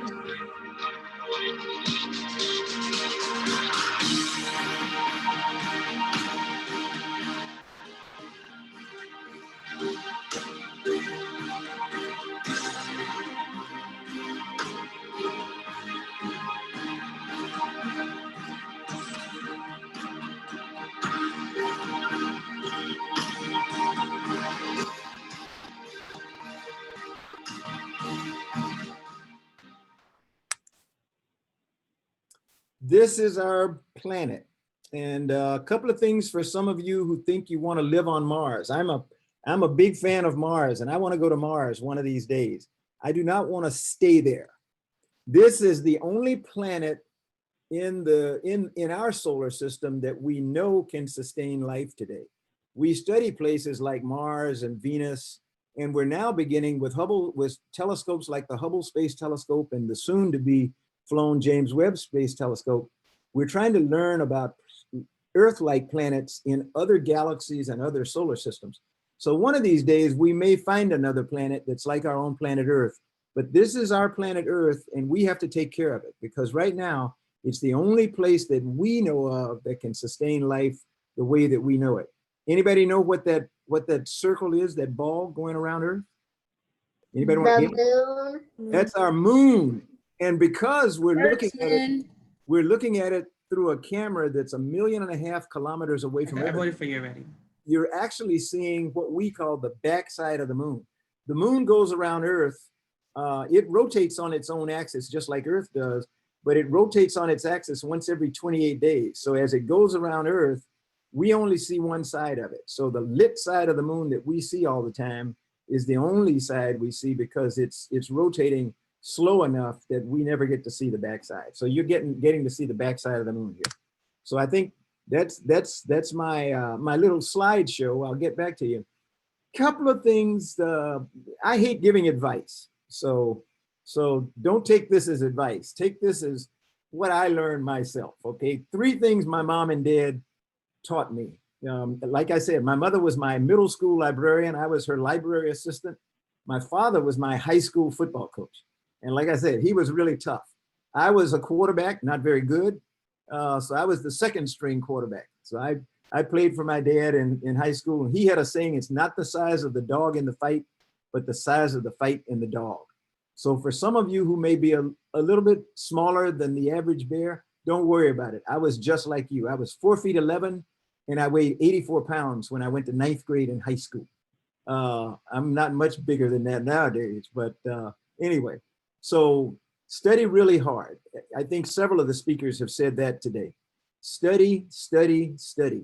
People ask me a lot, what do I need to study? Of course you need math and science, but you also need foreign languages, because every time you learn a language, you learn a little bit about the culture of the people who speak that language.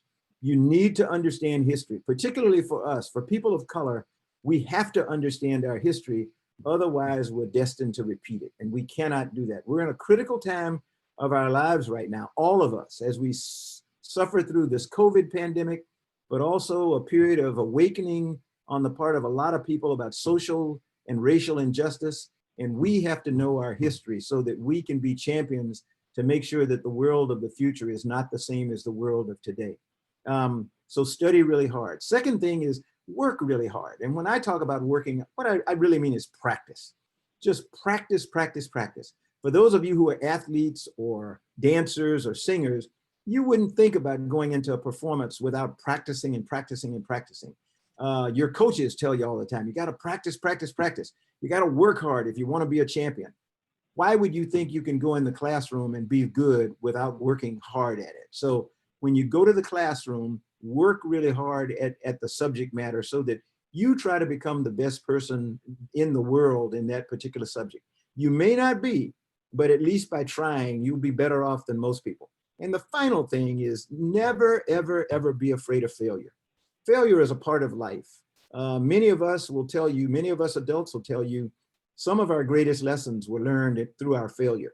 And we came out on the other side. When we got up off the ground and figured out what went wrong, we came out and we were much stronger and much better for it. So study really hard, work really hard.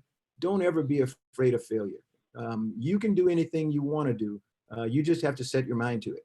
I'll close with a saying that I love. It's from a young man who died of AIDS in a place called KwaZulu-Natal, South Africa, a long time ago, back in 2001. And his name was Nkosi Johnson. And he was a champion for AIDS and also for equal rights of Black people on the African continent.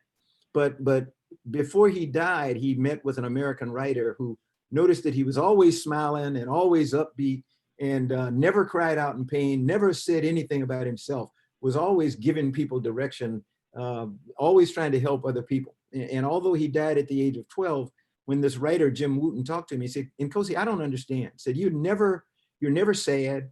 You never ask for anything. What makes you tick? Why do you do what you do? And Nkosi looked up at him and he smiled and he said, you do all you can with what you have in the time that you have in the place that you are. Do all you can with what you have in the time that you have in the place that you are. That's all anybody can ask of you. So thanks so very much for allowing me to be with you all. We've got some time, and I think I'm going to turn it back over to Matt, and we're going to try to answer some questions for you all, I think. Is that right, Matt?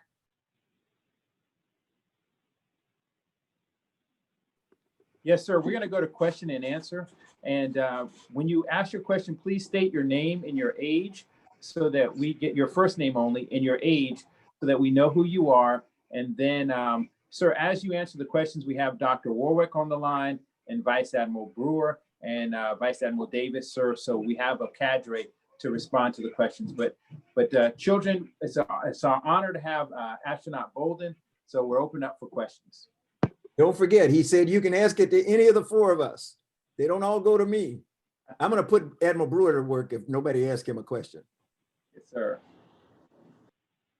Sir Dylan Watford sent a chat asking a question. Do the astronauts have to take vitamins and use a sunlight lamp in space? Dylan, we don't use a sunlight lamp. In fact, one of the things that we do is we actually put filters on the windows so that they don't get too much sunlight into the spacecraft. One of the things, what is it? Who knows what protects us from the radiation of the sun? Anybody know? What about the ozone layer? Yeah, it's our atmosphere. We live inside a bubble, and our atmosphere shields us from the harsh radiation of the sun. When we're in space, we're outside that bubble. We're outside the magnetosphere and outside our atmosphere. And so the sun can be pretty harsh on astronauts. They actually, as you're going around, you go around Earth once every 90 minutes. And so you're in darkness for 45 minutes, in light for 45 minutes. You see the sun rise and set 16 times every normal Earth day. So your daylight is 45 minutes, nighttime's 45 minutes, and just alternates like that. An astronaut who's outside doing a spacewalk in the sunlight, the suit feels up to 250 degrees Fahrenheit of heat on the outside. On the outside in the dark, it's minus 250 degrees. So an astronaut inside the spacesuit goes through a 500 degree temperature swing. But your question about vitamins, we actually, we do three things to protect astronauts and to try to keep their bodies healthy. Because bone loss is something we really worry about with gravity being overcome while we're in space. So we exercise. We have a lot of exercise devices that are not unlike what you would see in a gym down here. Gravity is overcome, but we use bungees and things to present the resistance so that it feels like we're down here on Earth. We have a very rigid diet, so we work out our diets with the dietitians before we even leave Earth. Some of you may remember the people with the chef hats on at the end. Those are some of our dietitians and cooks that prepare the foods for us. And then we always have pharmaceuticals, medication, if we need it, for vitamin supplement or the other thing. The doctors look at the astronauts' health every single day. They record everything we eat and drink. And so they can send messages up every day to the astronauts saying, okay, Victor, you need a little bit more greens. So when you eat today, go and get some extra collard greens out or some extra peas or something, because you need a little bit more vitamin D or whatever comes from greens. I don't know. So hopefully that answers your question. Sir, Ethan wants to know, how did you prepare to go to space? He's 9 years old. Yeah, Ethan, every crew member does, it takes about 2 years to get ready for a specific mission. The first year when you're assigned to be a crew member, and this comes on the heels of several years of just generic preparation. Everybody, if you're not a military pilot, everybody gets into the T-38 and learns how to fly because we use the T-38 as a training aircraft to help us get accustomed to being in unusual attitudes and reacting quickly to unusual experiences and the like. And then we take courses like aerodynamics, meteorology, oceanography, geography. So again, it brings everybody up to speed so that we all know about the same amount. And nowadays, because we fly sometimes on Russian spacecraft, every crew member, every American astronaut has to learn to speak Russian. I didn't have to do that when I was there. So you do the generic training first, and then once you're assigned to a crew, you and your crew members train in a simulator. You go through over and over and over, learning all about the spacecraft that you're going to fly. And then the last part of that, you get together with the flight controllers and the flight directors on the ground around the world. And you go through what we call integrated simulations, where they throw in faults that we don't even see in the spacecraft. We don't know things are going wrong, but the people on the ground, because they have much finer instruments and gauges, they can see a leak, for example, days before we'll see it on board the spacecraft. So it's as much for training the ground crew to be able to take care of us as it is us. So it's about a 2-year period of time to get trained. You go through survival training, like I said, flight training, and then the training for the vehicle. Nowadays on the International Space Station, we don't get to do a lot of very specific training on the experiments we do, because a crew member may do as many as 200 experiments in the 6 months that they're on the International Space Station. So what we do is we teach crew members how to do basic laboratory kinds of work, and then we give them preparation. Either the principal investigator, the doctor doing the test, will send them some reading material that they can study up on it first. And nowadays, the doctors or the principal investigators can actually get on a mic, on a headset, and talk to the crew as they do the experiments. We couldn't do that when I was flying in the space shuttle. Sir, Maria Figgins wants to know how many times you've been to space. Maria, I flew 4 times. And remember now, I'm a space shuttle astronaut. I'm a wimp compared to what Victor and people do nowadays. A normal period of time on the International Space Station today is 6 months. So that's a normal mission. Very few people go for less than that, unless it's a space tourist or something like that. But a normal NASA crew member will go for at least 6 months, and sometimes as much as a year. My longest mission in the space shuttle was 9 days. So I had, in 4 flights, I had the equivalent of about a month in space. People think it's a lot, but my 680 hours are dwarfed by what people do today who go to the International Space Station. Sir, Maria Bowman, who's 15 years old, wants to know if you get motion sickness in space. Maria, some people do. I'm pretty lucky in that I didn't have any problem at all. We kind of call it space adaptation syndrome. It's not exactly like, it's not at all like the motion sickness that you feel, seasickness. Doctors don't completely understand it, but we attribute a lot of it to being just what we call the conflict theory, where your eyes tell you something's going on and your body doesn't tell the brain the same thing. With gravity having been overcome, you have no idea of up and down. So you could be upside down and looking out the window or looking at something in the cabin, and it looks like everything's upright, and your brain goes, wait a minute, I'm confused here. Or you look out the window expecting Earth to be down there, and Earth may be up there, and the brain just gets confused. And if it's not able to resolve that, the brain sends a signal to your stomach sometimes, and all of a sudden you might feel mild stomach awareness, or some people actually get sick. Almost nobody suffers from space adaptation syndrome longer than a couple of days. So it takes about 2 days for people to adapt, and then you're pretty good. Some few people, very few people, experience a similar sensation when they come back to Earth. They're no longer in this microgravity environment, and they've got gravity pulling down on them all the time, and their body just takes it has a difficult time adjusting. And some of them get sick to the point that they have to have medication. But again, that happens very, very, very rarely. Sir, Ronan, who is in the 7th grade, wants to know who designs the space suits. Ronan, it depends on who you're flying with. The spacesuits that if you watch the launch tomorrow, and if you start watching a few hours earlier, you'll see the crew come out of the crew quarters down here at the Kennedy Space Center, where they got dressed in their suits. They'll be wearing SpaceX spacesuits. So there are suits that were designed by SpaceX suit designers in collaboration with colleges and universities around the country. when you see people fly in a Russian spacecraft, they're flying Russian spacesuits. So the spacesuits today, because we now have commercially provided spacecraft, the spacesuits are generally designed by the manufacturer of the spacecraft. So SpaceX has their own suits, Blue Origin has their own suits, NASA has its own suits. Today, though, for a spacewalk, we only have 2 spacesuits. We have or what we call extravehicular mobility units. One is a Russian model and one's an American model. But we're working really hard, both with academia, with colleges and universities, and with industry, to try to come up with a much more streamlined suit, one that's much more efficient and effective and doesn't weigh quite as much as the suit today.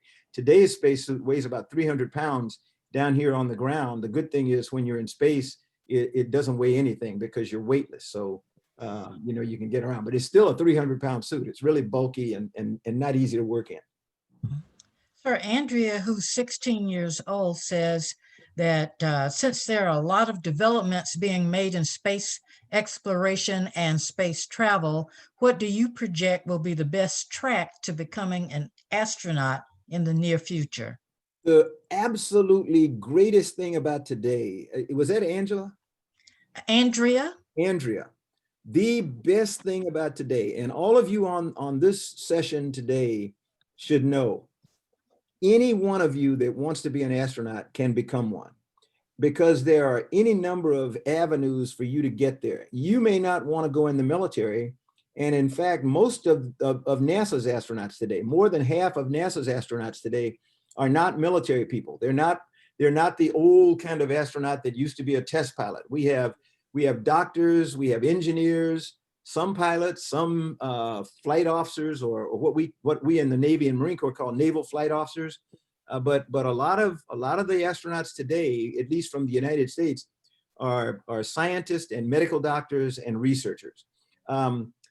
If you want to fly with one of the commercial providers like a SpaceX or Virgin Galactic or even Blue Origin soon, you go through their selection process and you don't ever come in contact with NASA. So they're Virgin Galactic, which does what we call suborbital space flight. They have a spacecraft, a space rocket that drops from its carrier aircraft and then lights its rocket engine and flies up, zooms up into space, turns itself over, and then comes back down. So they spend about 20 minutes in space and come back down, just like Alan Shepard did, the first American to go to space. So that's what we call suborbital space flight. You don't actually go around Earth, but you go into space and right back down. For orbital space flight, there's a little bit more involved in the training and everything else, but you can still engage in orbital space flight going through one of the private companies. There are now private schools to go through for test piloting. When I became a test pilot, there were only 2 places in the United States you could go. You could go to Edwards Air Force Base to the Air Force Aerospace Test Pilot School, or you could go to Patuxent River, Maryland to the Navy's Test Pilot School, or you could go to France or England. So there were only 4 test pilot schools in the world. Today, there's a test pilot school in Mojave that's civilian run. There's a test pilot school in New Mexico. So there's all kinds of ways that you can go to space without actually having to go through NASA or the military. So hopefully you'll take up one of those. I want to see you on Mars with me. Sir, Maria has another question for you. She wants to know, what did you have to do with the Hubble Space Telescope? Oh, Maria, it's you know, I don't have a favorite mission, but that's one of those that stands way up there, because that was my second flight to space on the Space Shuttle Discovery. I was the pilot or co-pilot when we took the Hubble Space Telescope to space and lifted it out of the payload bay of the shuttle with the remote manipulator system, the mechanical arm, the robot arm.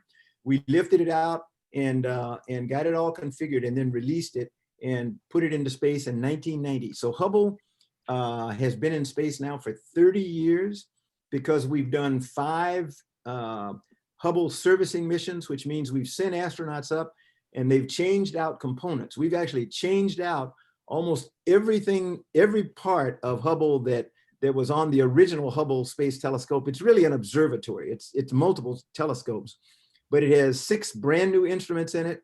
The solar arrays, this is the 3rd generation of solar arrays on it. It's got all new batteries. So it's a pretty new observatory, but I was on the crew that put the original Hubble Space Telescope into orbit.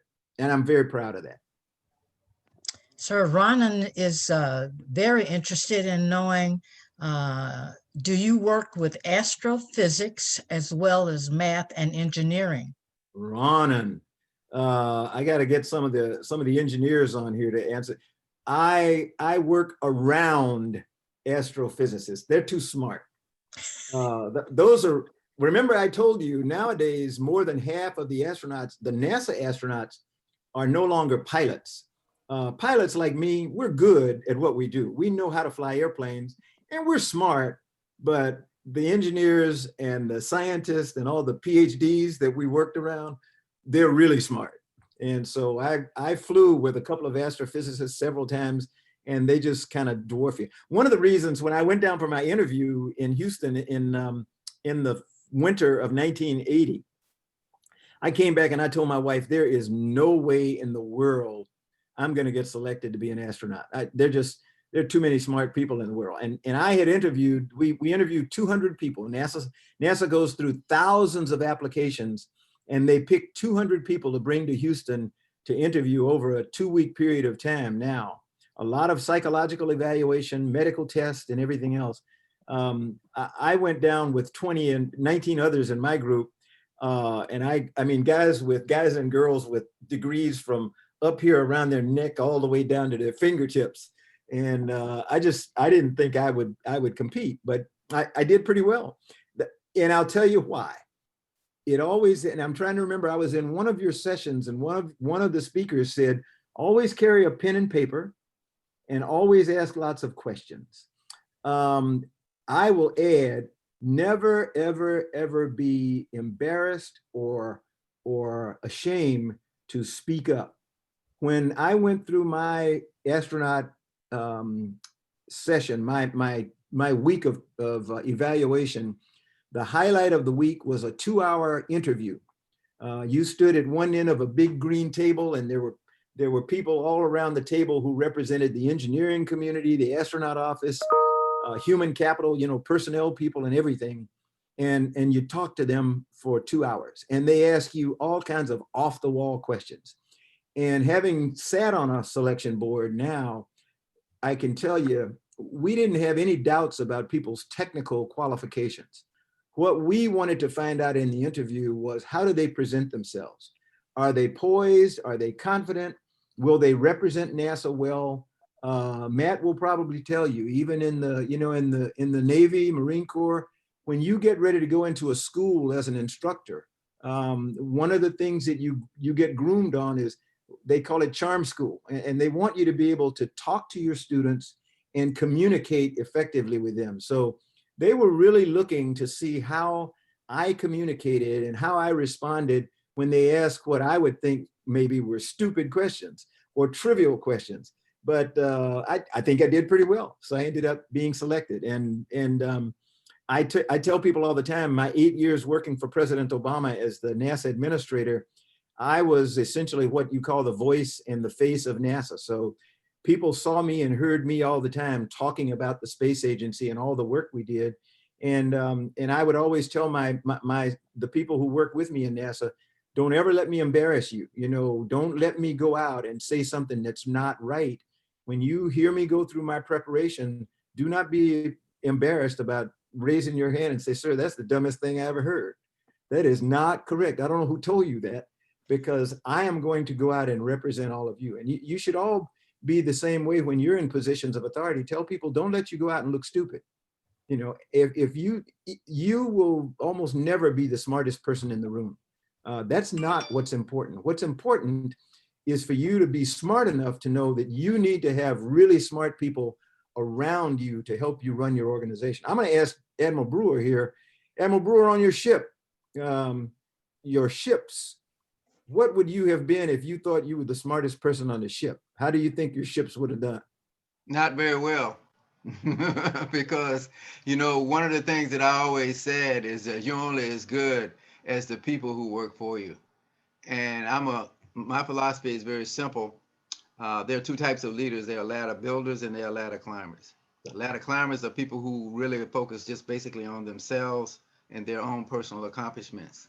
Ladder builders are people who understand very clearly that your success is based on the success that you generate in others. Ladder climbers also have a tendency to fail. And when they fail, because they've walked over the backs of a lot of people, they find themselves nobody there to support them. For the young people, what that really means is that if you're on a football team, a basketball team, or any kind of a team, you want to be a team player. You just don't want to be somebody out there trying to, you know, set all the records, etc. Your success is really embedded in your team. You know, Admiral Davis, you might add, not only were you highly successful in the Navy, but you came out and started your own company, and people come to you now seeking wisdom. I can imagine, you know, what you did to put this session together today, because I happen to know you went out and you got really smart young people, like Matt Bowman and others. So you got anything you want to add to it? Well, Tyrone both would answer that question the same. We went out and got Matt Bowman and Quan Hurst, and we know what influence they can have with the people like you when you work with them, because they have that enthusiasm for their work, and they know how to put together a team. Yeah. As Admiral Brewer mentioned, when you aboard ship on the aircraft carrier had 5,000 people. I needed all 5,000, and every one of them is part of that team. You needed all of them, and Matt and Juan are really good at putting together a team, and we really want to thank you for being part of that team today. You've influenced me. I want to be an astronaut now. I have one more question. Admiral Davis, didn't you command the Ranger? I did. For the kids, they may or may not appreciate this, but I'm going to tell this story. The USS Ranger is a huge, it may be razor blades now, I don't know. It is. Aircraft carriers are huge ships. And like Admiral Davis said, they have a 5,000 person crew on it. When Admiral Davis got there, the Ranger was called the Danger Ranger. And it had a reputation for being a horrible ship, absolutely horrible. They couldn't do anything right. To show you what happens when he left, having served as the commander of that ship, it was one of the best carriers in the Navy, and it was all because of the type of leadership that he exerted, the fact that he trusted his crew and he let them know that he depended on them, making him successful, and they would work together. And that I always, you know, everybody in the Navy knows the story of the Danger Ranger and what Admiral Walt Davis did to turn that ship around. It doesn't happen very often in the Navy that you take a bad ship and make it good, and he did it. So I just wanted to tell that story about him. I enjoyed every minute of it. Well, to all of the flag officers, there are nearly 30 midshipmen on this call today. Oh my goodness. And the question is, how would they go about finding flag mentors, and how would the K through 12 students find mentors in this age of COVID-19, when many of them don't have the advantage of having in-person events? Tyrone, you want to answer that question? Absolutely, sir. Now, first of all, Tyrone is the man.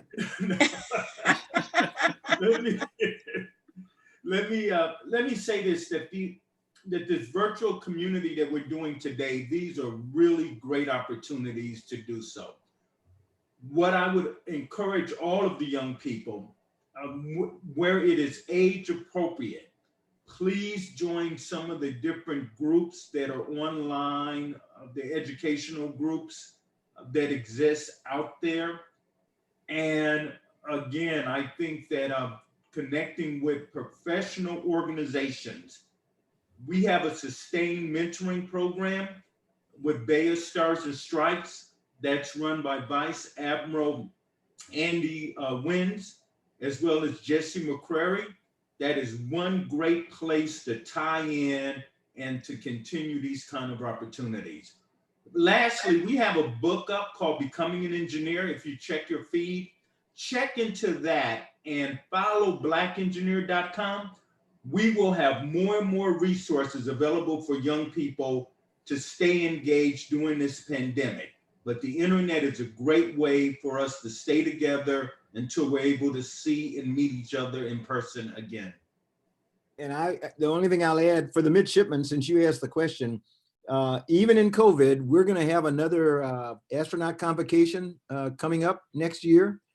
We usually bring astronauts down to the campus and have an evening where they do a panel and talk about what it's like. We are going to be there. We may be virtual, but we're going to be there. So I would say take advantage of that. Make sure you participate. Make sure you ask lots of questions. And almost all of us respond to email. So, we'll give you our email addresses. I'm certain that if you, because we didn't do it this time, if you send it to BEYA, they can put you in touch with me, I know, and I'll be more than happy to respond to things that people ask. Okay, back to you specifically, General Bolden. Gabby says that she noticed that you embraced change so much, even when you said there were things you didn't want to do in life, but you ended up doing them. So how did you embrace change so openly? And what was your mentality in moving into those new sectors in your career, even though you knew so little about them? I will go back and I'll give the credit to my mom and dad. I tell people all the time, I'm a Marine. I'm still a Marine. And we have something we call our core values. The Navy and the Marine Corps have the core values of honor, courage, and commitment. And we try to live that. And I tell people all the time when they talk about an ethics course or stuff like that, I argue with the lawyers all the time. I said, look, I got the best ethics course there was at my dinner table with my mom and dad. They taught me right and wrong. And they also, because we were living in the segregated South, my mom and dad said, there will be a day that we can make things different and we have to be prepared. And so they taught me to always be responsive to any opportunity that came my way. They said, you may not know anything at all, but you probably know more than most people who are in there claiming to know everything. So do not be afraid to step up and offer whatever you can to help. And I would say to all of you, like I said, don't ever be afraid of failure. Usually, we're afraid because we're a different color, or because we're a different sex, or because we're too short, or we're too heavy, or something else. We're afraid sometimes because we don't think we know enough. You know enough. You do know enough. And if you go and take advantage of all the assets that are available to you, whether it's online or in a library or something else, you can make yourself, the best person in that particular field. So you should always strive to become the best person in the field, but never be embarrassed or never be timid about stepping up and speaking out. Sir, Maria Bowman wants to know, what did you hear in space? And Ethan wants to know, is the Earth as beautiful from space as you expected? Earth is much more beautiful, Ethan. I was overwhelmed. I literally cried, and I'm a wimpy guy anyway. Admiral Davis and Admiral Brew will tell you, I break down and cry all the time. I'm just emotional. But I literally, tears rolled down my cheek. My very first space shuttle mission, I had spent a lot of time learning about the continent of Africa because I wanted to be able to look down and see some of the countries from which my ancestors may have come. And I'm not sure why I thought I would see all these lines on the map. Down there on the ground, but we, about 15 minutes into flight, we had left the Kennedy Space Center and I looked out in front of us and there was this, what looked like a big island. A big island. And it didn't take me very long to realize that was the continent of Africa. That was my home continent. And there were no lines. I couldn't tell one country from another one. They all just kind of blended. And it occurred to me that what my mom and dad had taught me about all of us being the same, about people all being the same, it just kind of hit me that this was one planet, one ocean, one world in which we all either survived together or we perished together. And I literally cried. It just moved me that way. We take some incredible pictures with the cameras we have. I have not seen any camera yet that can give you the pictures that God's cameras give to the human eye. So it is absolutely spectacular. So I got carried away on that one and I forgot the first question. I got to the second question first. Yes, sir, you did. The first question was, what did you hear? You know, believe it or not, you can't hear anything in space. And I'm being technical here. You would not find yourself outside a spacecraft without a suit on. So you always hear something because you're in a spacesuit. But if you were able to get out without a spacesuit on, because it's a vacuum. So it's got little molecules of air, but they're like blocks away and stuff like that. So there is no way for sound to make its way through space. So you don't hear anything. Inside the spacecraft, though, you hear crinkling and cracking and popping and all kinds of stuff all the time, because the spacecraft is constantly expanding and contracting. Remember, I told you for 45 minutes, it's 250 degrees on the outside. And for the next 45 minutes, it's minus 250 degrees. So the spacecraft, the structure itself, expands and contracts and expands and contracts every time it goes through that 500-degree temperature swing. And sometimes it's like being in I never served in a submarine, but I've heard people who served in submarines talk about hearing the hull pop as they descended and the pressurization in the submarine equalized and stuff. But it's funny sounds inside the spacecraft. Sir, I think you came close to answering this question. Did you ever miss home? Matthew Bowman wants to know. Matthew, every single time I flew to space, and I haven't talked to everybody, but I talked to a lot of people. You're so busy that you don't have time to miss home until you get close to time to come home. And I think I remember this from deployments. You know, you were really busy at sea, and then all of a sudden you're about a week or two away from getting home, and man, you just can't wait to get home. And it was like that every single flight I did. My last couple of days, I was really anxious to get home because I wanted to see my family and my kids. But up until those last few days, you know, when there was the certainty of going home, I was just too busy working to miss being home. And nowadays, the astronauts, actually, everybody has their own little space on board. It's a cubicle, and they have access to FaceTime, email, they can call on the phone, they can do all kinds of stuff. So they actually can be in touch with their families, just like you and I do. The speed is not it's not high speed internet, but they have internet and everything. Sir, there's many more questions, but I'm getting the hook. And so I think we are moving on to the next speaker. Yes, ma'am. General Richardson, ma'am, thank you. Major General Bolden, sir, that was phenomenal. That was absolutely phenomenal to hear from an astronaut, to hear your message. It was so powerful and well received by everyone. Excuse me, Mr. Bowman. Sir, we're going to go to Dr. Cynthia Warwick, president of Stillman College. We give him a big hand before he to close this out. Excuse me, Mr. Bowman. Yes.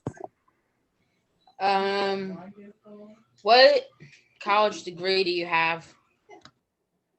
Oh, what college degree do I graduated from the Naval Academy with a Bachelor of Science in electrical science, and then I went back to grad school at the University of Southern California and got a master's in systems management. That is awesome. Thank you, young man. All right, Dr. Warwick and Vice Brewer. Well, it's been a great day, and I thank you again for allowing me to participate. As the president of Stillman College, I was very impressed with the questions that the young people speakers, and I think that says a lot about your interests and your future. I think your futures are all very bright. I would like to encourage all of you today to think about planning to attend a service academy or a university or college that has ROTC. I think it's so important today because, and especially parents on the call, the military, even if you don't want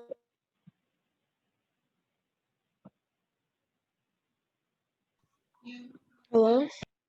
They have every job today in corporate America, in healthcare, in research. It's all in our military services. And the cost of higher education today is so expensive that if you go to a service academy or through ROTC, you can reduce that cost of your education significantly. You know, of course, in service academies, you don't pay for your tuition, and I can't tell you enough, to come out of college with a degree with no debt is really what you ought to be thriving for, because just like many of the last question was asked, what's your degrees? Well, I have an undergraduate degree in pharmacy. I have a master's degree. I have a certificate from UCLA. I have a PhD. And the only one of those degrees that I did not have debt or have to pay for myself was my doctorate. And so you just don't understand the value of the service academies and ROTC in terms of funding your education, because I know everyone on this call today is going to college. But let's be smart about how you fund that education, and and these opportunities that you have for your bright future. Thank you again. Thank you, Dr. Warwick. And now Vice Admiral Brewer for our close, our thanking guests and panelists. Over to you, sir. Well, first of all, I'd like to thank my good friend, General Bolden, for that phenomenal presentation. He is a hero to all of us. We watched him grow. It's not bad that he's from the mighty South Carolina, where my wife, where I married a woman from Winsboro, South Carolina, right outside of his hometown of Columbia.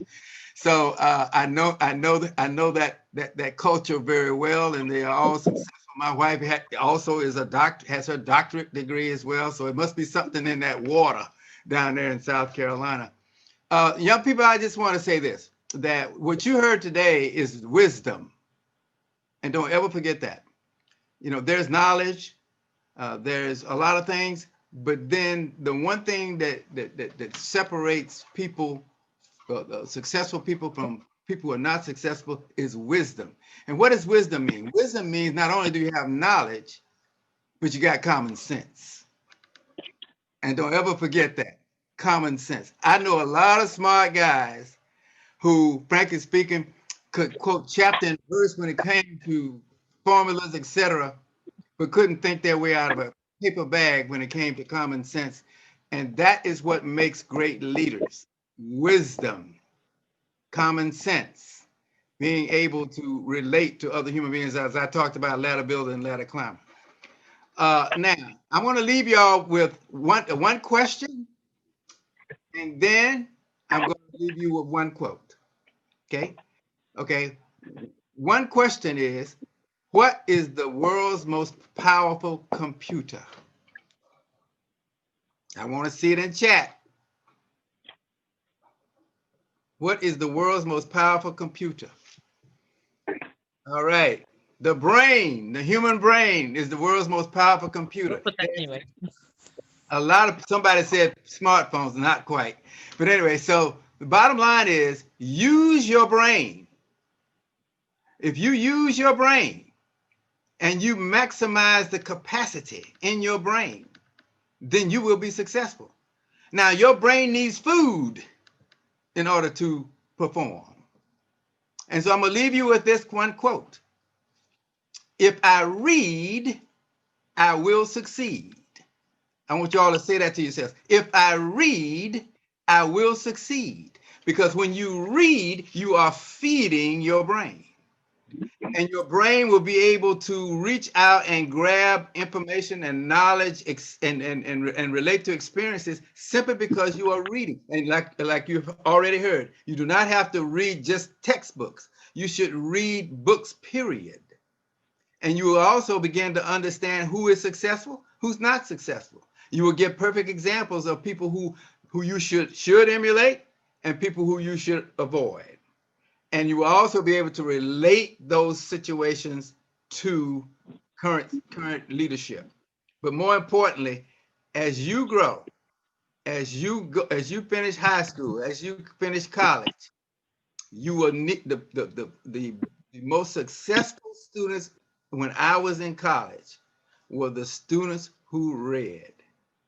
So remember that. If I read, I will succeed. Good luck to you. Thank you very much, Admiral Brewer. Ladies and gentlemen, thank you. A great panel. Don't forget your post-event survey. And we'd like everyone to come turn your computers on, get picture ready. We're going to take one photo. Quan, Ray, in 30 seconds, let's go ahead and take this photo and tell us, Ray. Matt, can I say just one thing while we taking that photo? Yes, sir. The major goal of this today, you'll find some imperfections here, but the major goal that we had was to make ourselves accessible to the students. So we'd really like, if you have further questions, or you need a mentor, or you need help, as you know, John Bolden really, all of his examples will show you what you can get from us. So don't hesitate to do that. You've got our email addresses, call on us. Yes, sir. And Admiral Davis, what we'll do is we'll send everyone the information so that they have it and follow up after the post-event survey. All right. So everyone, pictures on, faces ready. Look into your cameras. And let's go ahead and go so we can get ready to see the space launch tomorrow. All right. All right. 1, 2, 3, snap. Great. And Ray, let me know when we're all done. All right. I want to thank Ray and Quan for doing this. You all have a great weekend. We thank you all. And join us next time, BEYA.org, and we'll see you online for the next event next quarter. Thank you, thank you, thank you. Love it. Thank you, Ray. Thank you, Quan. Thank all of you. Thank you. Good luck.